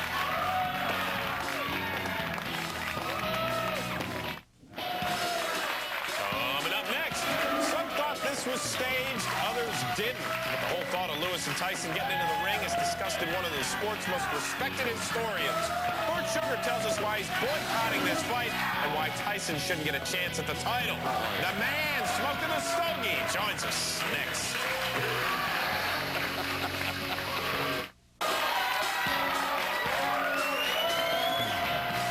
Hey, welcome back to the Best Damn Sports Show, period. It is the fight everyone is talking about, us included. This Saturday, Memphis, Tennessee, Mike Tyson will try to grab the WBC, the IBF, the IBO heavyweight titles from the man who currently owns them, Lennox Lewis. As appetizing as this fight is, one man won't be there. He is well-known boxing historian and former editor of Ring magazine. Please welcome Bert Sugar! How are you? Michael, how are you? How you doing? Bert, how are you? Good to see you. How are you, buddy? Wait, let me say one thing. Bert, now, Bert came out and he gave these fellas the old shake. Bert gave me down. Bert gave me all the way down. Bert shook. Bert, show him. Bert I mean, for people who don't know what to right? So Hey, look around. Bert gave me cigars. I'll take that. That's very nice. I got to ask you, Bert, before we get going. I mean, you're one of the most recognizable people in all of boxing, no doubt about it. But I got to ask you this. I don't know why I said that, just to kiss your ass for giving me the cigars. But still, Holyfield. All right, that's over. Okay, Holyfield-Rockman fight this last weekend. Quick opinion about that. Well, first of all, by the end of the fight, Rockman looked like he was posing for a starring role in Son of Elephant Man. Right. I mean, whatever he did look like the Elephant Man. I never thought. John Merrick. Yeah, no, Holyfield fights that way. He fights with his head down. He doesn't intentionally butt, but he's looking to get in. But that's why Tyson bit his ears off, because he was headbutting him. That's what he claimed. I think Tyson, if you listen to Teddy Atlas, a former trainer, whose hypothesis is he bit him to get out of the fight. He wanted to be carried out on his own shield rather than be beaten. Right. And just in case Mills Lane didn't see it, he bit him a second time. And he it was good. Yeah. Hey, and he was disqualified before Evander ran out of operating body parts. Right. Well, Teddy Atlas will join us on Wednesday's show, by the way, to answer that question. Why aren't you going to be in Memphis, Tennessee this Saturday? Because I'm a follower of the sport. And it is a sport that's hard to defend against a lot of people, and I'm called on to defend it. And to defend the sport, which is really legalized assault, if the same two guys were doing it in the back alley, they'd be arrested. What elevates it to a sport are rules and regulations, and Mike Tyson admits to very few of them, if any. For that reason, and this has nothing to do with Mike, it's his tactics, I can't defend what he's doing. And since he's the poster boy for boxing, which is as much true as Count Dracula is the poster boy for the Red Cross blood drive, I won't be in Memphis to give support to the fight. Well, why do so many people want to see this fight? Why do so many people want to follow Mike Tyson if you're so against him? I'm not against him. You're not against Mike Tyson? I'm against his tactics. There's a difference. Mike Tyson's a nice man. He's a smarter man than anybody gives him credit for. I just don't want to see what he does in the ring. You've had people like Sonny Liston, who's done hard time, I mean hard time, who admitted to the rules and regulations of boxing. And I heard John Sally in a previous segment here say something about a black eye for boxing, which is a common phrase. Boxing ran out of black eyes in 1910, for crying out loud. We just... Do you remember that? Oh, yes, I was there. I think I've covered every fight since Cain and Abel. You just can't have that. I mean, it's a hard fight to... It's just a hard... It's a hard sport to defend. And I love it, and I want to defend it, and I can't defend what Mike is doing. Why are people interested in it? I haven't heard... I did interviews all day before I came over here. Nobody even mentions Lennox Lewis. I don't think 3 people out of 1.3 million are going to tune in to watch Lennox Lewis. They're watching Mike Tyson, and they're probably not watching Mike Tyson and want to see a fight. They want to see what Mike Tyson does. Does he implode? Is there a train wreck? That ain't boxing. Is Mike even going to show up? There was that question still today. Yeah. Nobody will be sure till the bell for round 1 rings and he comes out of his corner. Wow. They don't know in Memphis. They don't know a hell of a lot in Memphis anyway. Yeah. Wow. So, Bert, I'm from Memphis. They know barbecue. Welcome to Memphis. We haven't had an assassination in 34 years. You're a very intelligent man. You're a great writer. You wrote a book 5 years ago about someone that we know very well. Oh, over there? Yeah. What was the name of that book again? I Hate the Dallas Cowboys and Who Elected Them America's Team Anyway. Oh, I never read the book. It was a big seller in Dallas. It didn't sell well anyplace else. I don't know what it was. What I did was I had people like Mercury Morris write the Dolphins approach. Billy Kilmer, the Redskins approach. Mercury Morris. Yeah.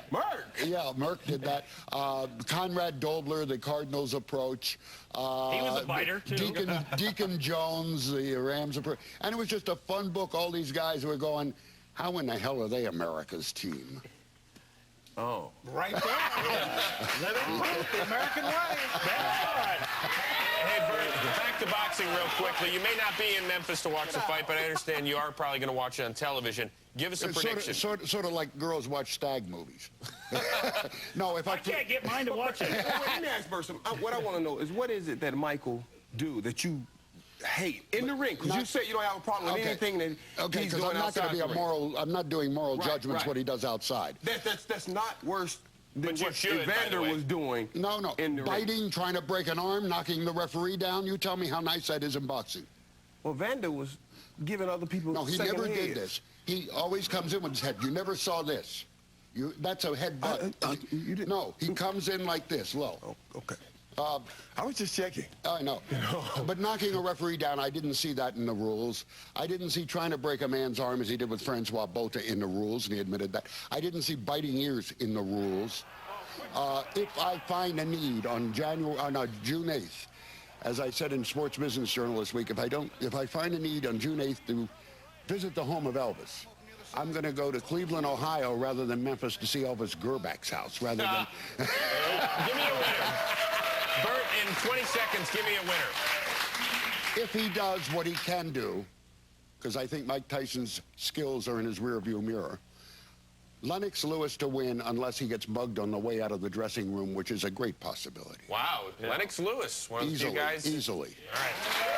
Bert, enjoy the weekend, whatever you may do, whether it's just watch this fight or whatever else. Bert, come back and join us whenever we got a big fight. All right? Or anything. We'll go over and have a fight, Michael. Let's go. Let's hear it for Bert Sugar. Bert Schilling, one-on-one interview coming up after this. Coming up and coming at you this week on the best damn sports show, period. The countdown to Tyson Lewis has begun, and all this week, we'll cover boxing's biggest fight from every angle. The champ, Lennox Lewis, sits down for an interview you won't soon forget. We'll learn how to topple Tyson from the first fighter ever to knock him out, Buster Douglas. We'll get the blow-by-blow from boxing experts like Jim Lampley, Tyson's former trainer, Teddy Atlas, and Ray Boom Boom Mancini. And the hysterical Ari Spears pays us a visit we won't soon forget. One guy tried to test me. I just took him aside and whispered it in his ear, and it was never a problem. The views expressed in this program are those of its hosts and guests and do not necessarily reflect the views of Fox Sports Net and its affiliates. How could people really think of him as a champion? It's just, He doesn't know who he is. He doesn't know what history he came from. Personal comments I don't think are needed in the sport of boxing. I want his brain to come in contact with my fist. If he lets me know what the rules are before we step in the ring, then there'll be no problems. Champion of the world, Mike Tyson. Then I'll illustrate my reign with bloodshed and pain. Mike Tyson's the last notch on Lennox Lewis's belt. The icing on Lennox Lewis's cake. We are just a couple of days away from one of the most highly anticipated heavyweight fights in years, and that is our topic tonight on The Last Word.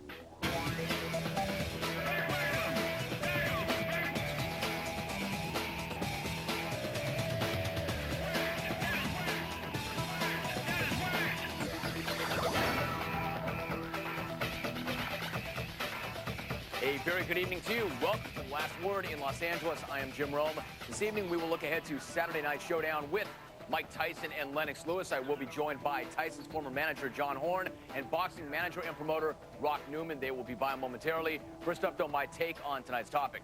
Well, here we are 3 days from the highly anticipated Tyson-Lewis showdown, and Iron Mike is not talking.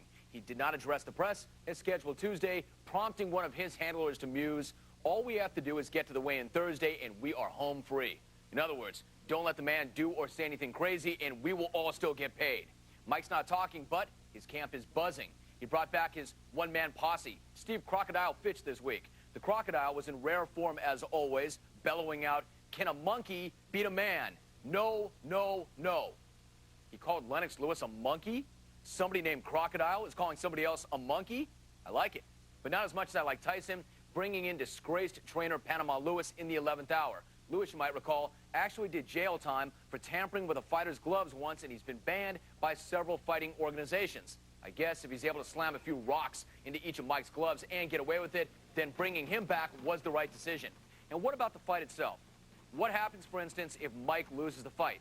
Believe it or not, boxing provides him the only form of structure that he has in his life. His former trainer, Tommy Brooks, fears that if he loses that fight, it could devastate him, and he could revert back to doing those things that he did before he started to fight. Now, I'm not exactly sure how an 11-year-old Mike Tyson spent his time, but I know part of it was punching old ladies in the mouth and ripping their purses. In reality, he never fully swore off that life. You might recall he blasted that one old guy in the groin after a traffic accident. Perhaps just as frightening a question is, what happens if Mike wins? I mean, if Mike is this out of control, without the juice and cachet of the belt, how much havoc do you think that he could wreak with it? Will he start crashing Bentleys and giving them to the cops again? Or buy hundreds of thousands of dollars worth of pigeons and cats? I don't think any of us really knows what's going to happen after the fight, but I do know this. It is going to be good. If he loses, something bad is going to happen. If he wins, something bad is going to happen. Stay tuned. All right, then, when we come back, we will break down Saturday night's heavyweight showdown and whether or not Mike should even be allowed to fight anymore, considering his increasingly erratic behavior. There's nothing superior than him about me. He has nothing superior than me. There's nothing about him. If anything, he's the Homo sapien. I'm the Homo superior.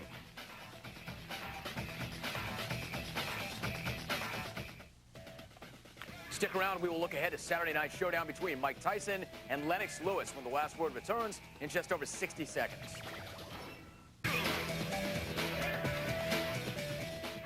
This is a hurt business. I want him to hurt him.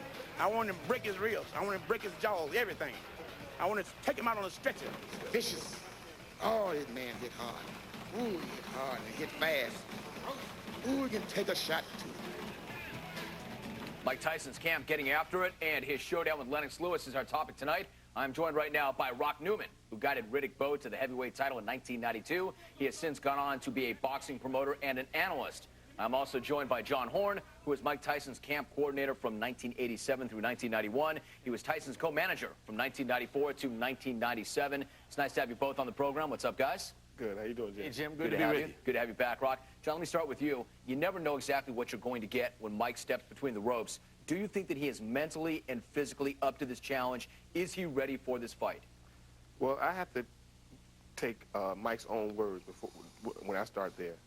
After Mike's last fight, he said emphatically he needs another couple of fights before he fights Lennox Lewis. Now, nothing's changed since then except for the fact Lennox Lewis has fought since then. I don't understand how a fighter says he's not ready for a fight. He needs a couple more fights to get ready for it.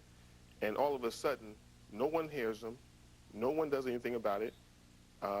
His behavior is not what it should be, and yet he's still in a fight that's supposed to be the biggest fight of his life. So I can't say he's prepared for this fight. I guess Saturday night we'll find out. We'll find out. Rock, you spent some time with Mike recently in D.C. What do you think about his resolve? Do you think that he's up to this challenge?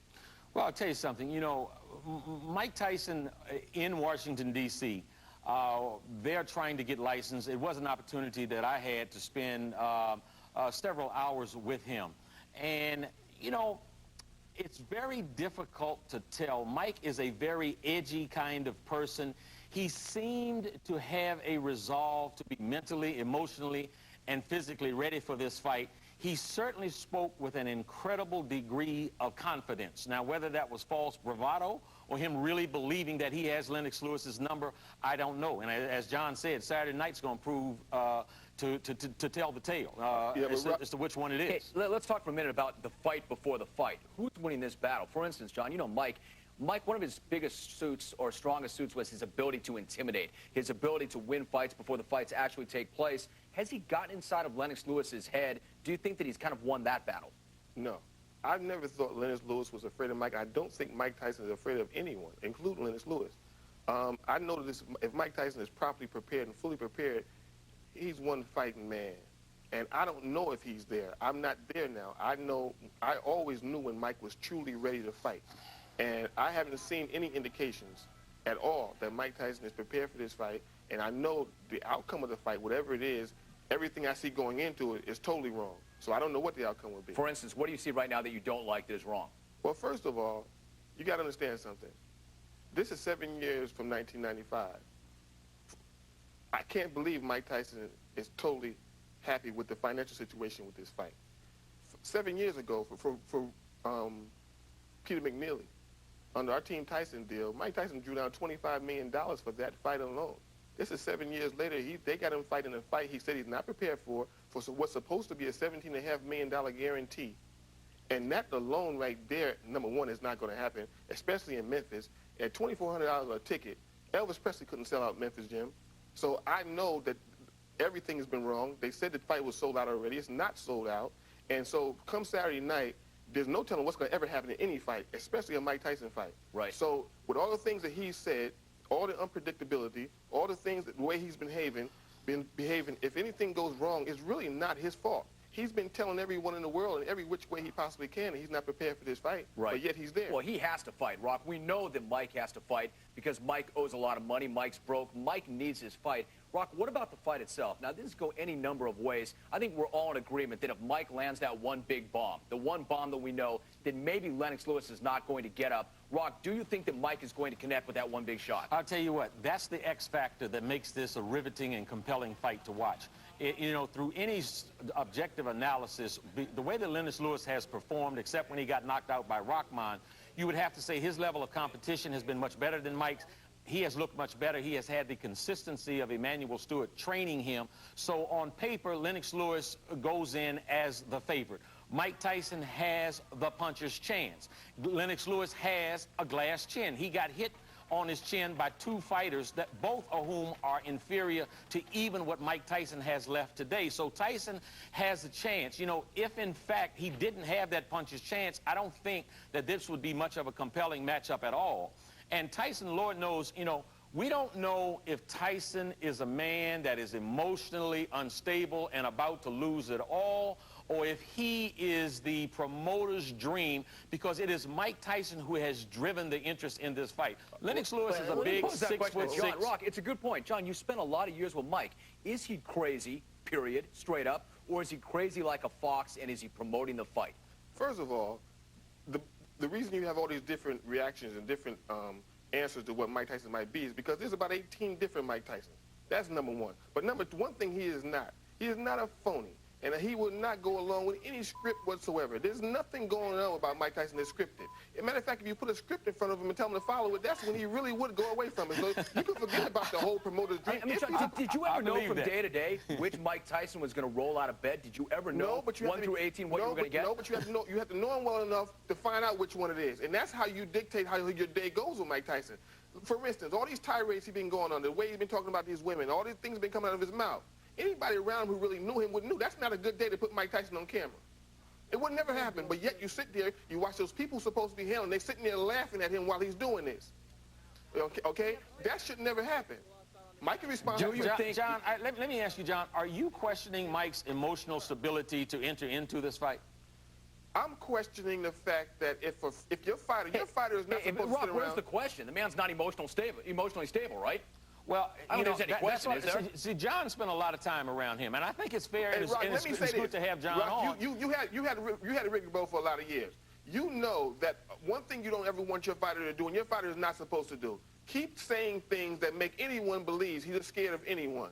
I'm saying this. Once your fighter tells the world that he's not ready for a particular fight, it's up to you to make sure he don't go in there until he's ready for the fight. So whether Mike Tyson is stable or not, legitimately is one question. Whether he's stable enough to go in that ring at this particular time is another. And I don't care what the outcome is Saturday night until my fighter, we was fighting. Just, I want to get Rock in here real quick. Rock, explain to me how he's anything but unstable. He bit Lennox on the leg at the press conference. He wants to smash reporters' kids' testicles. What's stable about Mike right about now? And that's the point. Has he really lost it, or might he be saying the things that he know that is going to put butts in seats and have people tuning in for pay-per-view? Which one is it? I really don't know. I think both. Well, listen, Rock. Say that thought, John. When we come back, I'm going to pick it up right there. It's a very good question. Again, is he crazy, or is he crazy like a fox? Absolutely. Is he insane, and is he unraveling before our eyes, or is he driving the fight? We'll talk more about that when we come back. John Horn and Rock Newman are joining me. More with The Last Word right after this.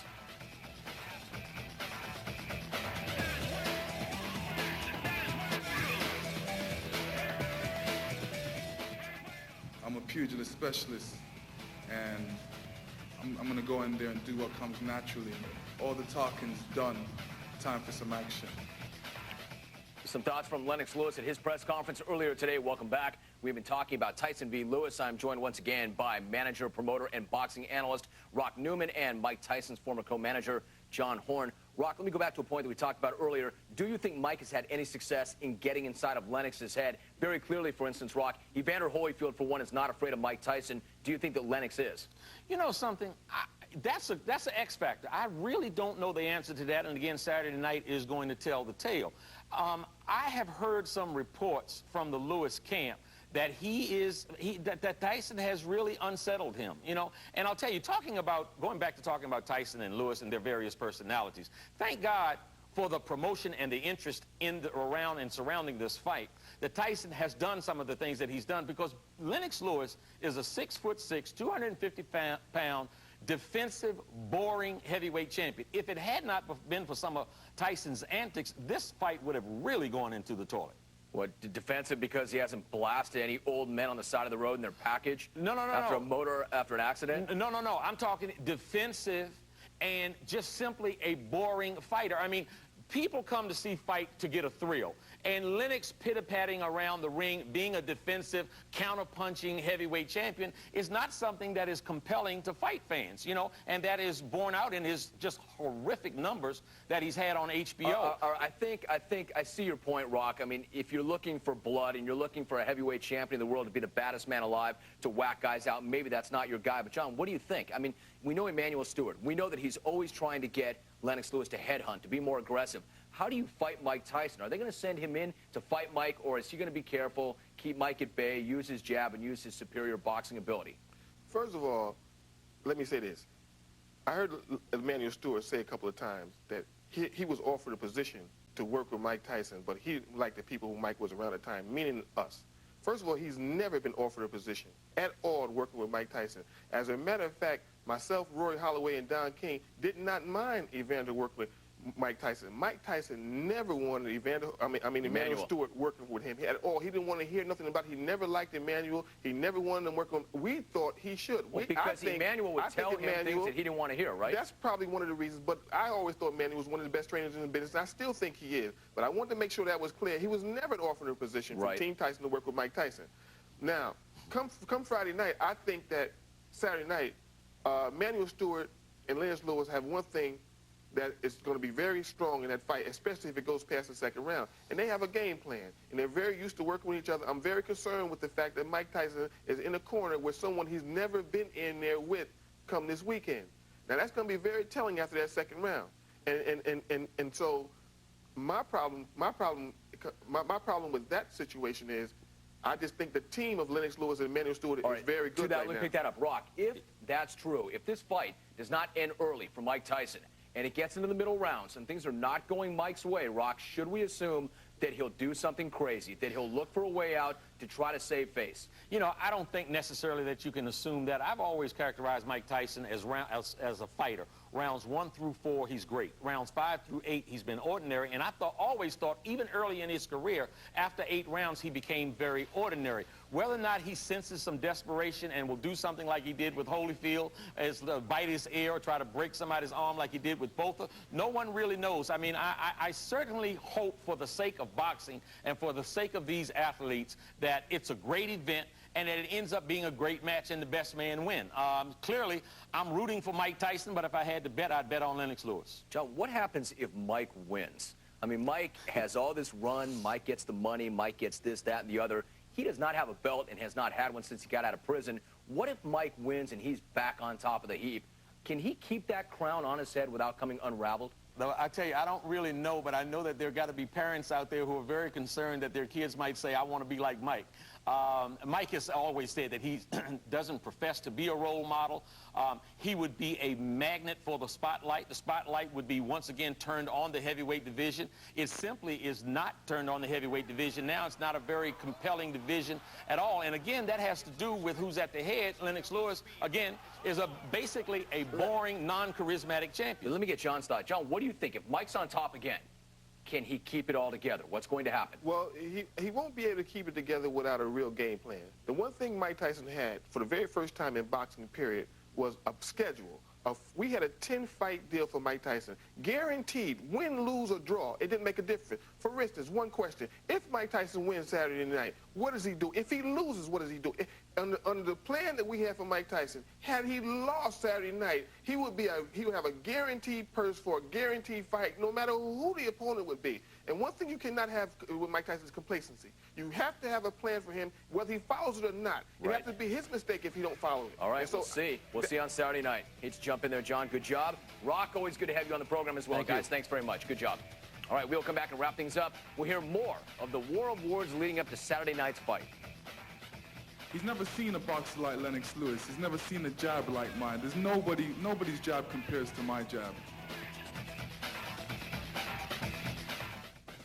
Do not go anywhere. We will hear more of the war of words between Mike Tyson and Lennox Lewis as we get closer to the fight when the last word returns to just over 90. I'm Jim Rome. Thank you for watching. I'm out. He's never seen a boxer like Lennox Lewis. He's never seen a jab like mine. There's nobody's jab compares to my jab. Lennox is fighting better than ever. Mike Tyson is fighting second-rate fighters. But nevertheless, everybody's holding on to this image of Mike Tyson 12, 13 years ago. They don't want to let that go. That Mike Tyson is gone. Allah didn't bring me this far to be denied. It couldn't be. I can't bring me this far to be humbled by this man. I'm a Tyrannosaurus, man. I'm a tyrannical titan. There's no way he can beat me. He know he can't win. That's the press saying he can win. Deep down inside, when he look Mike in his eyes, he know I'm a defeated fighter. It's all over with. It's all over with, brother. Get knocked out cold. We both have a little fear, you know, in the sense that he fears me. I fear the fact that, you know, I don't want to lose. And he must have a fear factor in there. Tyson Lewis may not go down as the heavyweight fight of the ages, but it will go down as the heavyweight bout of the aged. Lennox Lewis is already 36 years old, and Mike Tyson turns 36 at the end of June. So this will be the first title bout in heavyweight history where both fighters are 35 years or older. Lewis put his 36-year-old body on display today, and our Jeremy Schaap took notes. At this press conference, not only did Lennox Lewis emerge unscarred by Mike Tyson's teeth, he played chess, the cerebral game he loves. If this fight were a chess match, what would be your first move? Oh, definitely I would move my pawn out, and first, pawn is like your soldier, so that you could say that's like a jab first in a fight, so definitely keep those jabs moving. Do you think Mike plays chess? No, he doesn't have the patience for it. Do you wish Lennox didn't play as much chess? Lennox Lewis plays chess. I don't like it. But for this fight here, Mike Tyson has got him out of his chess mode, so to say. So I won't have to worry about the chess playing. Emmanuel Steward has tried to make Lewis more aggressive, but he still often fights like a man studying the chessboard. How do you straddle the line in this fight between aggressiveness and recklessness? How do you bring the fight to Tyson without opening yourself up? As far as being aggressive, I'm definitely, I never fight the same fight twice. I'm going to go in there and do what comes naturally. With their contrasting styles, this fight is in many ways like a great chess match. Only Boris Spassky never bit Bobby Fischer. In Tunica, Mississippi, Jeremy Schaap, ESPN. Mere days from a huge fat payday, Mike Tyson's handlers had their man blow off a press conference yesterday, no doubt fearing he might do something stupid and put the fight with Lennox Lewis in jeopardy. However, we have obtained a copy of Tyson's prepared remarks, what they would have been. Quote, "It puts the lotion in the basket. It puts the lotion in the basket. Put the lotion in the basket!" Brian Kenny anchors our coverage from Memphis. Sam's Town Casino in Tunica, Mississippi, south of Memphis. Lennox Lewis on Wednesday had his news conference and a public workout. Well, at the last news conference for Tyson and Lewis, attended by Lennox Lewis, there was a brawl that left a bite mark on the leg of Lennox Lewis. This time around on Wednesday, with no Mike Tyson around, it was a very different story. Jeremy Schaap has more. At this press conference, not only did Lennox Lewis emerge unscarred by Mike Tyson's teeth, he played chess, the cerebral game he loves. If this fight were a chess match, what would be your first move? Oh, definitely I would move my pawn out, and first, pawn is like your soldier, so that you could say that's like a jab first in a fight, so definitely keep those jabs moving. Do you think Mike plays chess? No, he doesn't have the patience for it. Do you wish Lennox didn't play as much chess? Lennox Lewis plays chess. I don't like it. But for this fight here, Mike Tyson has got him out of his chess mode, so to say. So I won't have to worry about the chess playing.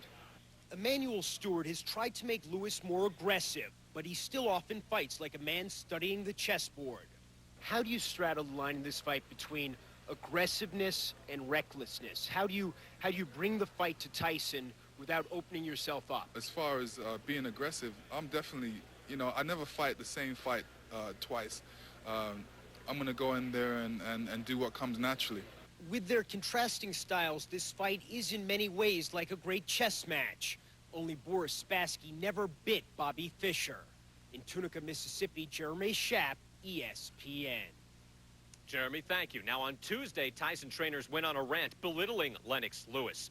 One day later, Manny Steward had a forceful and direct response. Mike Tyson is fighting second-rate fighters. But nevertheless, everybody is holding on to this image of Mike Tyson 12, 13 years ago. They don't want to let that go. That Mike Tyson is gone. This is the best today. I'm now joined by Al Bernstein and Max Kellerman and Manny Steward. Al, he went over the resume. You know what? It's an impressive resume. Yeah, he gave a litany of Lennox Lewis achievements, and he did so not just for the public's consumption, but also for Lennox Lewis to hear. So here we are only a couple days before the big fight, and his trainer, Emmanuel Steward, is still motivating and giving confidence to Lennox Lewis. And Al, you gotta love the way Manny Steward praises Team Tyson to the sky. Oh, he has great trainers with him. Mike McComey lists all the trainers, and then mentions how he has trained all of those trainers. Manny Steward has. The message seems to be you can have all the Obi-Wan Kenobis you want in the corner, but unless you got Yoda, you're in trouble. A very relaxed and professional Lennox Lewis, of course. Separate news conferences during this week. They're keeping the two fighters separate all week long. On Saturday, we expect to see them face-to-face. Also, Lennox Lewis saying on this day he expects Tyson to go right after him. Okay, we'll get them physically together on Saturday night. For Max Kellerman and Al Bernstein, I'm Brian Kenny. Back to you. Mike Tyson wanted to kill people. Before Tyson takes on Lewis, ESPN Classic is taking on Tyson. All the fights and knockouts you can't forget. He came in to destroy you, and you knew it. Plus, the premiere of Sports Century Mike Tyson. He never shows the slightest remorse at anything he's done. Look at you scared now. You're down to the real man. 2 nights of Tyson. Starts 8 p.m. Friday only on ESPN Classic. Get ESPN Classic. Call 1-800-CLASSIC now. We've got the fight everybody's talking about covered from every angle. Tyson's former trainer, Teddy Atlas, takes us into the mind of Iron Mike. You have to commit yourself, and in committing yourself, you stand a chance of me killing you. Uh-oh. Boxing commentator Jim Lampley gives us his thoughts on boxing's biggest bout, and our man on the scene goes in search of Iron Mike. You guys arrested anyone really muscular, gold teeth, folks like this? All right, everybody. In the meantime, let's bring out the person that jump-started our show, Boxing Hall of Fame ring announcer. Please welcome Michael Buffer. Michael, what's going on, buddy? How are you? Hey, guys. Now, Michael, you are going to be in Memphis, Tennessee this Saturday, right in the middle of the ring between Mike Tyson and Lennox Lewis. Are you worried about the shenanigans that may happen? I'll tell you, I'm not worried about anything. I'm kind of disappointed with a lot of things that are evolving in this fight. And one is police escort to the ring. The fighters aren't going to come to the middle of the ring to shake hands and let the referee take control with both guys, as he should, because they're so worried about Tyson getting to that point where they might not be able to collect the pay-per-view revenue. You know, in other words, if he freaks out before the bell rings, nobody's going to pay for the Well, you don't want anybody messing up your sweet threads there, brother. That's right. Michael, if that's such a big concern with what Tyson's going to do, if they're worried about his mental state, how did they let him give him a license to box? Well, he got licensed in Tennessee. Good point. Oh, come on. Part of that is show. It's putting on the show. We got the cops there. Oh, my God, it's going to be crazy. Can't even keep them apart. It's going to be crazy. No, it's the fact that if Lennox Lewis happens to stay that close to Mike Tyson, he's going to realize he made a huge mistake of getting in the ring. And they want the fight to go at least 5 rounds. So he got bad breath? No, but he's going to have a bad right hook that's going to hit him right on the chin and might break it. You agree with him? Who are you talking about? I'm talking about Mike Tyson knocking out Lennox Lewis. Mike Tyson, the same guy that's only won 4 of his last 8 fights. Right? The same Mike Tyson who in his whole career actually never beat a great heavyweight. Did you know that? What's going to happen when he wins? Is everyone to say it's a lucky punch? They're going to say Lennox this time didn't train because they said the same thing about Rockman. What we'll do is we'll apologize to you because maybe we'll be lucky to see that happen. Michael, enjoy, travel safely, and by the way, log on to www.rumblebets.com. That's your website, Michael Buffer. Let's rumble.com also. Very good. All right, Michael, we'll see you in Memphis on Saturday. Enjoy the fight as well. Coming up next, Mike Tyson's working hard for Saturday's fight. We think. What are the odds he goes out the freak show that some expect? Well, that's the man who will call the bout in Memphis, Tennessee. Jim Lampley joins the boys next. Stick around. Well, our next guest was ringside for that Holyfield-Rockman match, and he'll be front and center again this Saturday in Memphis, Tennessee. Last weekend in Atlantic City, watched 4-time heavyweight champion Evander Holyfield use his heart and head to beat Hasim Rahman. Holyfield's multiple headbutts led to that. Rahman's melon blew up the size of Tom Arnold's head. Wow. Please welcome the voice of HBO's Championship Boxing, Jim Lampley. Jim, how you doing, buddy? Not bad, Chris. How are you and the boys? We're doing good, Jim. It's Tom Arnold. First of all, a quick question. How do you keep that baby face, man? Because I know you're over 50. You look like you're 28 years old. What do you got a pact with the devil, brother? Got a portrait in a closet that looks about 110. Any minute I expect to turn into that face. Hey, listen, in your 28 years of broadcasting, have you ever seen anything as disgusting as that knot on Rockman's head?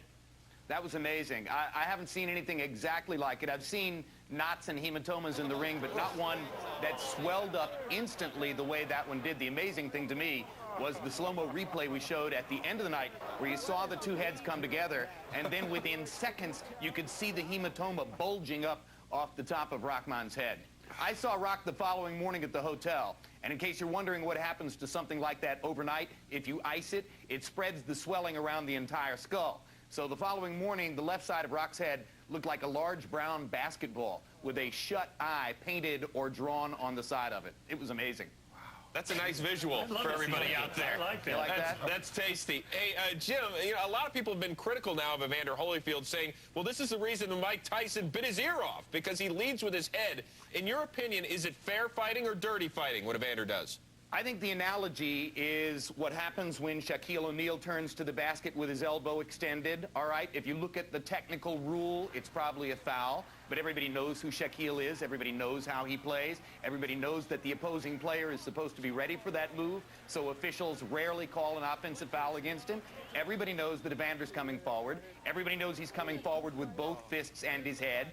Everybody knows, if you've watched him, that if you keep throwing right hands at him, he's going to duck his head onto your left shoulder, or onto the side of your head if you happen to be there. And I think most referees see it as incumbent on the opponent to understand that that's Evander's natural body movement, and they see it not as an intentional foul, but rather as unintentional, the way it was seen last Saturday night. And this is John Sally Lampin. You know, of course, everyone knows that you're a big Tar Heel fan and that Rick Fox can't move his feet when he goes left, and everyone knows he fouls when swatting at the ball. Everyone knows all these things. And everybody knows that Hito Turkoglu missed his first 14 shots in that series. Okay. Who was guarding him, John? Who was guarding him? Yeah, I just wanted also to say this, that we were talking about Holyfield doing, and I said, because you know I'm a big Mike Tyson supporter, apologist, friend, all kind of things. I thought that Holyfield leads with his head. Everyone knew it should have been a disqualification, because if anybody else would have did it, when you hit a guy too low and the guy goes down and can't fight, it's a disqualification and that person wins. That's where this case should have happened with Rockmont. Should Shaq foul out of every game on 6 offensive fouls in the first half? Hey, no, because Shaq doesn't offensive foul anybody. Shaq just happens to be bigger and better than everybody else. But when he turns to the basket with his elbow out, that's never an offensive foul? Because the rule is from elbow to elbow and down and up is his space. If you happen to be in his space, you shall get hit. John, on your copy of Tyson's record, why don't you go ahead and just mark those 2 fights as wins for Tyson? His record will look even better. I tried. Don't worry. I cried after he bit the ear. Jim, let's talk about this Saturday's fight. Lennox Lewis, oh, by the way, he is fighting against Mike Tyson. And there's been a lot of talk that Mike's trying to bow his way out of this fight. Are you worried that he won't show? No, I think it's done. You know, he's in Memphis. He canceled his media conference yesterday, didn't talk to reporters. He's only got 1 more public appearance to make. That'll be for the weigh-in.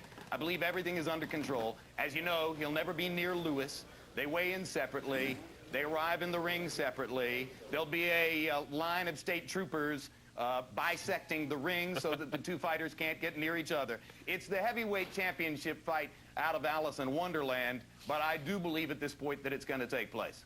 Jim, this is Michael Irvin, and I do think you're the greatest boxer announcer to ever live, and I don't know how you referee between my boy George and Larry Merchant, but do you think my man Mike Tyson have any chance at winning this fight? Sure, he has a chance. I mean, there's great suspense in the fight because we all know Lennox has a weak chin, and we all know Mike has a big punch. But the question is, how big a chance does Mike have? And what I see is, if you go back over his whole record, even when he was at his peak years ago, I don't think Mike has ever gone in against a legitimate, high-quality heavyweight, and I think Lennox is in that league, and put a man on his back who had a significant size advantage. The closest you can come is the 7th-round TKO of Ruddock in 1991, and Ruddock was standing up when Richard Steele stopped the fight. So the whole notion that Mike goes in against bigger fighters of quality and knocks them down, it ain't ever happened. Now, it could happen against Lennox because of his chin, but what's more likely is that Mike never gets that 1 punch in. Hey, Jim, it's Tom again. How likely is it that Jim Gray will get punched out in his post-fight interviews this time? I think that's a greater likelihood than that Tyson wins the fight. It's a mismatch, too. Jim doesn't have a size advantage on Mike. Hey, real quickly, in 20 seconds, Bert Sugar told us on this show yesterday, the great boxing historian, he's boycotting because Mike Tyson fouls in the ring. In 20 seconds, does he? Bert has gotten a lot of publicity by saying that he's boycotting and not going to the fight. Personally, I get paid to go. Okay, well, good. Now we're going to pay you to stick around, so you willing to do that? Actually, you're doing it free of charge, and we appreciate it greatly. We can't afford Jim. Well, we can't afford you and Jim. Yeah, that's still ahead, Jim will actually be joined by one of Mike Tyson's original trainers, the great Teddy Atlas. He'll tell you why Iron Mike doesn't want to step into the ring this Saturday against Lennox Lewis. Make sure you stick around for these 2 next. Coming up next, he helped mold Mike Tyson into the baddest man on the planet. But is Mike too crazy to grab back the heavyweight championship of the world? Tyson's former trainer, Teddy Atlas, will join us. And the man who will call the Tyson-Lewis fight this Saturday, Jim Lampley. Both of them. We return.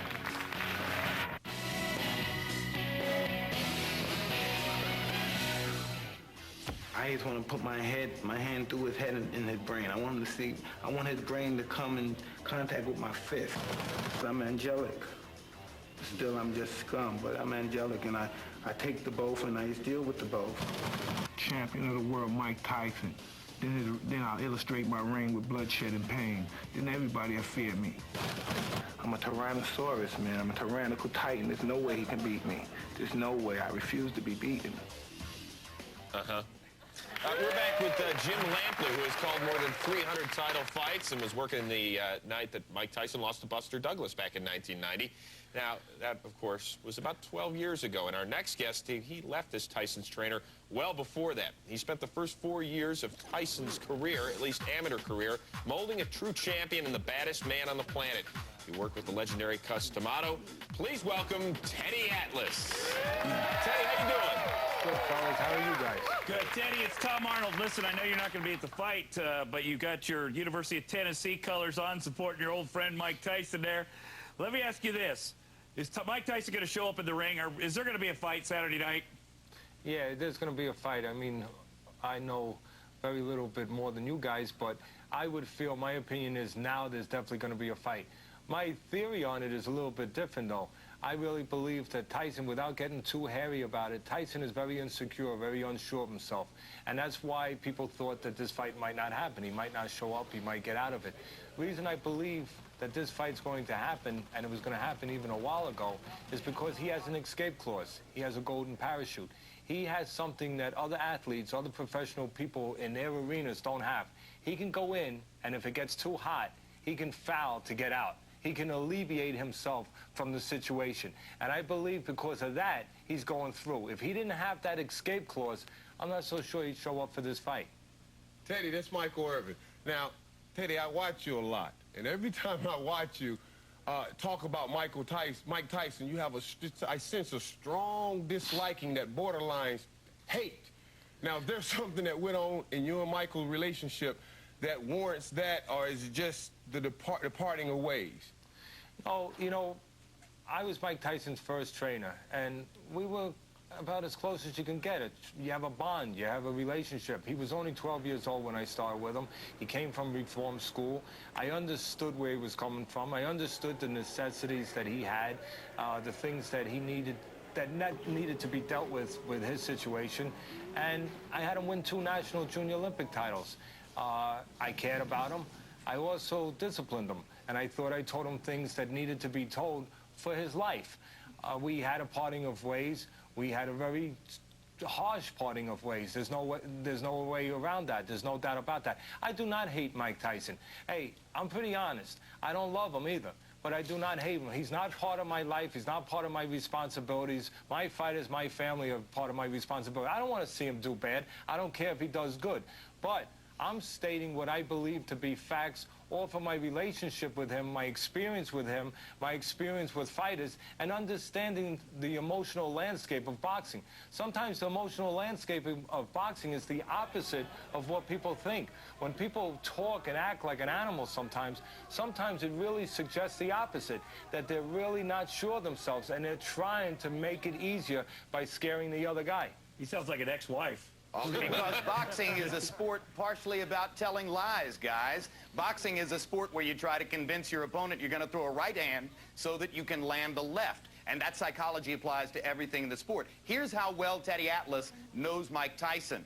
Before the second Holyfield fight in 1997, Teddy openly predicted that Mike would go in and get himself disqualified on a foul to relieve himself of the responsibility of having to take another loss from Evander. We all saw what happened when Mike went in and bit Evander's ear a couple of nights later. That's how well Teddy knows the fighter. But does that mean that all these fights Ali was in, he was kind of scared? Because Ali talked a lot and kind of act that way. I'm just curious. Fear is a very valuable commodity in the ring. You've got to have it to understand when and how to protect yourself, right, Teddy? Yeah, I don't think you can compare. I think it's really a little bit in a different area to compare Ali and Tyson. Ali did things, you're a little bit on point. Ali did, not that I'm the expert on it, but Ali did things to intimidate Sonny Liston. He acted like a madman. He tried to get under the skin of Sonny Liston, but he had boundaries. He never quite took it to a certain point.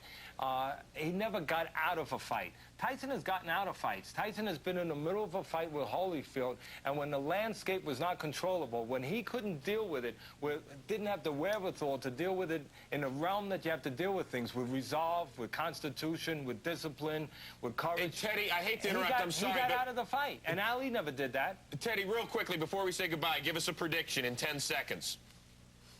Teddy, give us a prediction. You know what? I would have to go with Lennox Lewis, but I tell you, early on, it's going to be real dangerous because Tyson's a quick starter. He's a good puncher. Hey, the other guy's been knocked out twice, and Tyson can punch.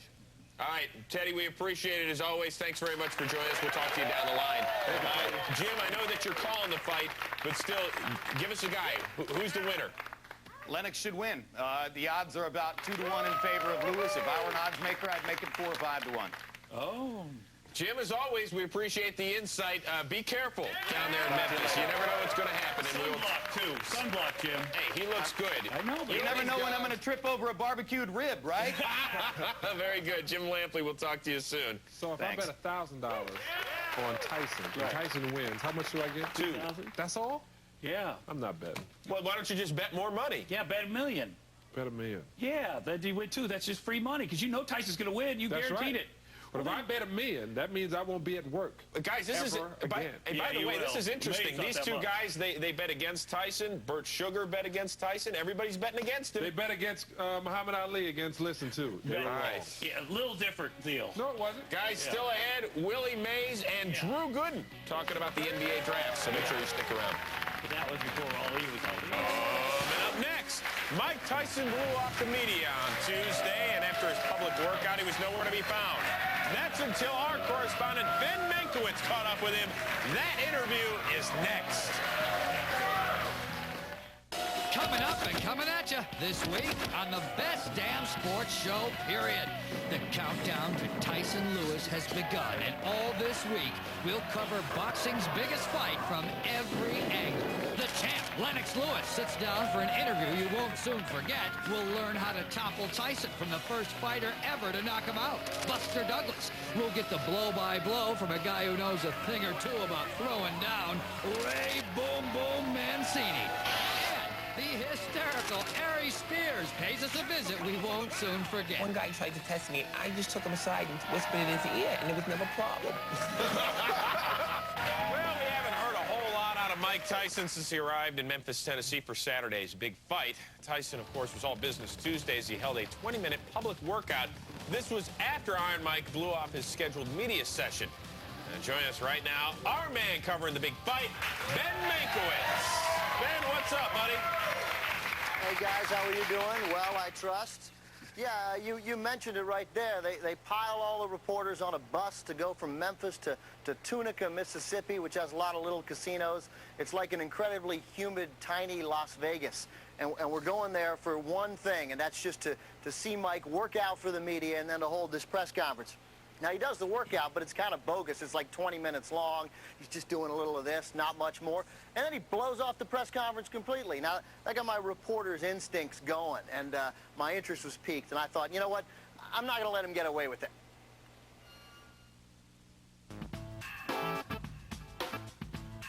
Why didn't Mike show up for the press conference today? Well, Mike was here. You understand? Mike was sitting right there and took a lot of pictures and everything. Now, he didn't answer any questions, but he took a lot of pictures. I always said take a lot of pictures. You can tell me. He was afraid of me, wasn't he? I don't think Mike is afraid of anybody except God. He should be afraid of me. Look at me, for crying out loud. Right. I am considered the Cassius Clay of reporting. I don't know whether you knew that. I know. You're very intimidating. That's why I'm standing behind this iron fence here. I mean, what question you going to ask me you ain't never heard before? You know, nothing. I got nothing. Have you seen this fella anywhere? I haven't seen him around here yet. Anybody coming in with a bitten ear, bitten leg, any body parts bitten? I have not seen anybody. Any calls today of children who've been eaten? No, not yet. If anybody has crossed paths with Tyson today, it's these guys. You guys arrested anyone really muscular, gold teeth, folks like this? Tyson, Kim, Lynn, Marlon, Michael. You know, at $17.5 million a fight, you'd think you'd have something bigger. Iron Mike, Ben Mankiewicz, Best Damn Sports Show. Need to ask you some tough questions. You've had so many ugly run-ins with the media. Why did you agree to this interview with me? Because it's the best damn sports show, period.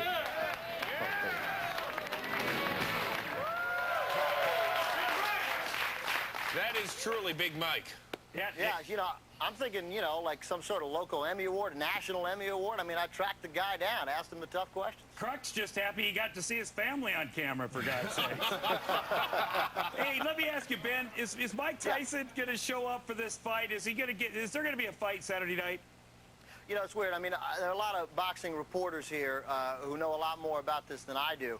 And there are a lot of these guys who, one, were relieved in a way to see him not show up for the press conference because they keep thinking, hey, there's still 72 hours, there's still 48 hours, 24 hours for something to go horribly wrong and this fight not to happen. A lot of veteran reporters wouldn't be surprised at all if there were no fight Saturday night. Ben, good job tracking down Iron Mike Tyson. We appreciate it. That's Ben Mankiewicz reporting from Memphis, Tennessee. Why are people thinking Mike Tyson is afraid to fight? I don't understand where the fear factor has ever come into when you say the word Mike Tyson. I don't think it's fear, John. I don't think it's fear. I think that well, maybe it is a little bit of fear. He's afraid of doing what he did in the ring against Evander Holyfield and biting his ear and maybe not being able to control himself in the ring, so he'd rather just not show up at all. Well, he has no chance of biting Lennox Lewis here. He's too damn tall. He can't get that high. That's probably true. Well, you don't think that's possible? The only reason he bit his ear is because he hit him in his head. He hit him with his head in his eye, and the next thing to do was to bite him. But twice? I think if you want to get out of a fight, you do something completely illegal. Oh, my God. You guys. I can't believe it. Guys, really continue to talk about boxing all week, but first things you never say to Dominic Hodczyk. All right, we're going to switch gears from L.A. We're going out to Memphis, and Mike Tyson getting ready for the weigh-in live in Memphis. Of course, getting ready for his fight against Lennox Lewis, the heavyweight title bout at the Pyramid. And ESPN2 joining us now for this live view of the Mike Tyson weigh-in. Now, already this afternoon, Lennox Lewis, the reigning heavyweight champion, had his weigh-in. Because of all the problems surrounding these two fighters, they had to have separate weigh-ins. Usually, of course, they come together and have their photo ops. Right now, out to Brian, Al, and Max. Guys, take it away.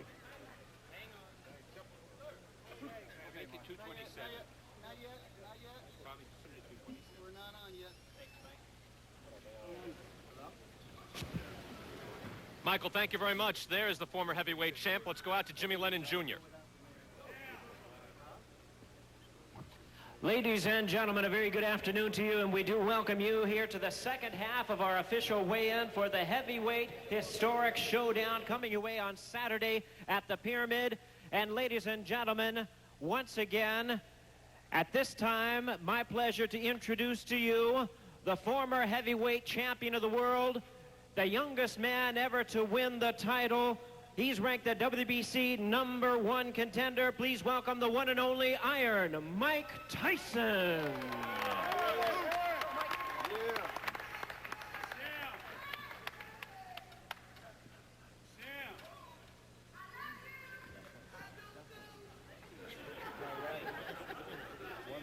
Is that about right, Mike? 234. 234 and a half. 234 and a half pounds, 234 and a half for Iron Mike Tyson. All right, guys, I'm here with Al Bernstein and Max Kellerman. Brian Kenny here across the street at the Pyramid. From there, the Cook Convention Center, 234 and a half. Mike Tyson has been between 212 and 223 in every bout, except for the last one against Brian Nielsen. So this, Al, is a little heavy.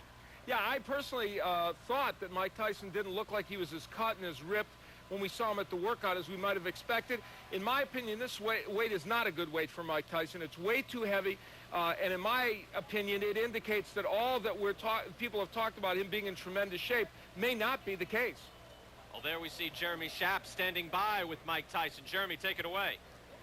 Brian, Mike Tyson weighing in at 234. Mike, is that a little bit heavy for you? You think you're in good shape? I'm in perfect shape. I'm just looking forward to the fight. Your trainers say you're in the best shape of your life. Do you agree? Well, I trained hard. We boxed number of rounds. We probably have 160 rounds in for this particular fight, and I'm just looking forward for it to happen. You know, I was listening to Lennox Lewis manager, being his cheerleader. What's his name? Emmanuel Steward. Matt Lewis. Well, I used to want to let him know I'm from Brownsville, Brooklyn. I'm not afraid of nobody. In the ring or out of the ring, they got a gun or a knife, and I'll show him that too. Mike, you're jumping around. You seem to be a little anxious. I'm just ready to get it on and crush this guy's skull. And show who the real world champion is, the best fighter in the era. The last few years, Mike, you fought only 19 rounds in your last 6 fights. Does that relative lack of activity in any way hamper you? Well, this might be 20 rounds this year then. Mike, how do you counter Lennox's height and reach advantage, which are significant? Listen, that's no significance in a man's character and his heart. That means nothing to me. Do you have to knock him out in 3 rounds to win this fight? I don't have to do anything. I'm gonna knock him out probably before 3 rounds, but that's not necessarily what I have to do to win the fight. But once I can go, I've been boxing 12 rounds in general, I'm able to go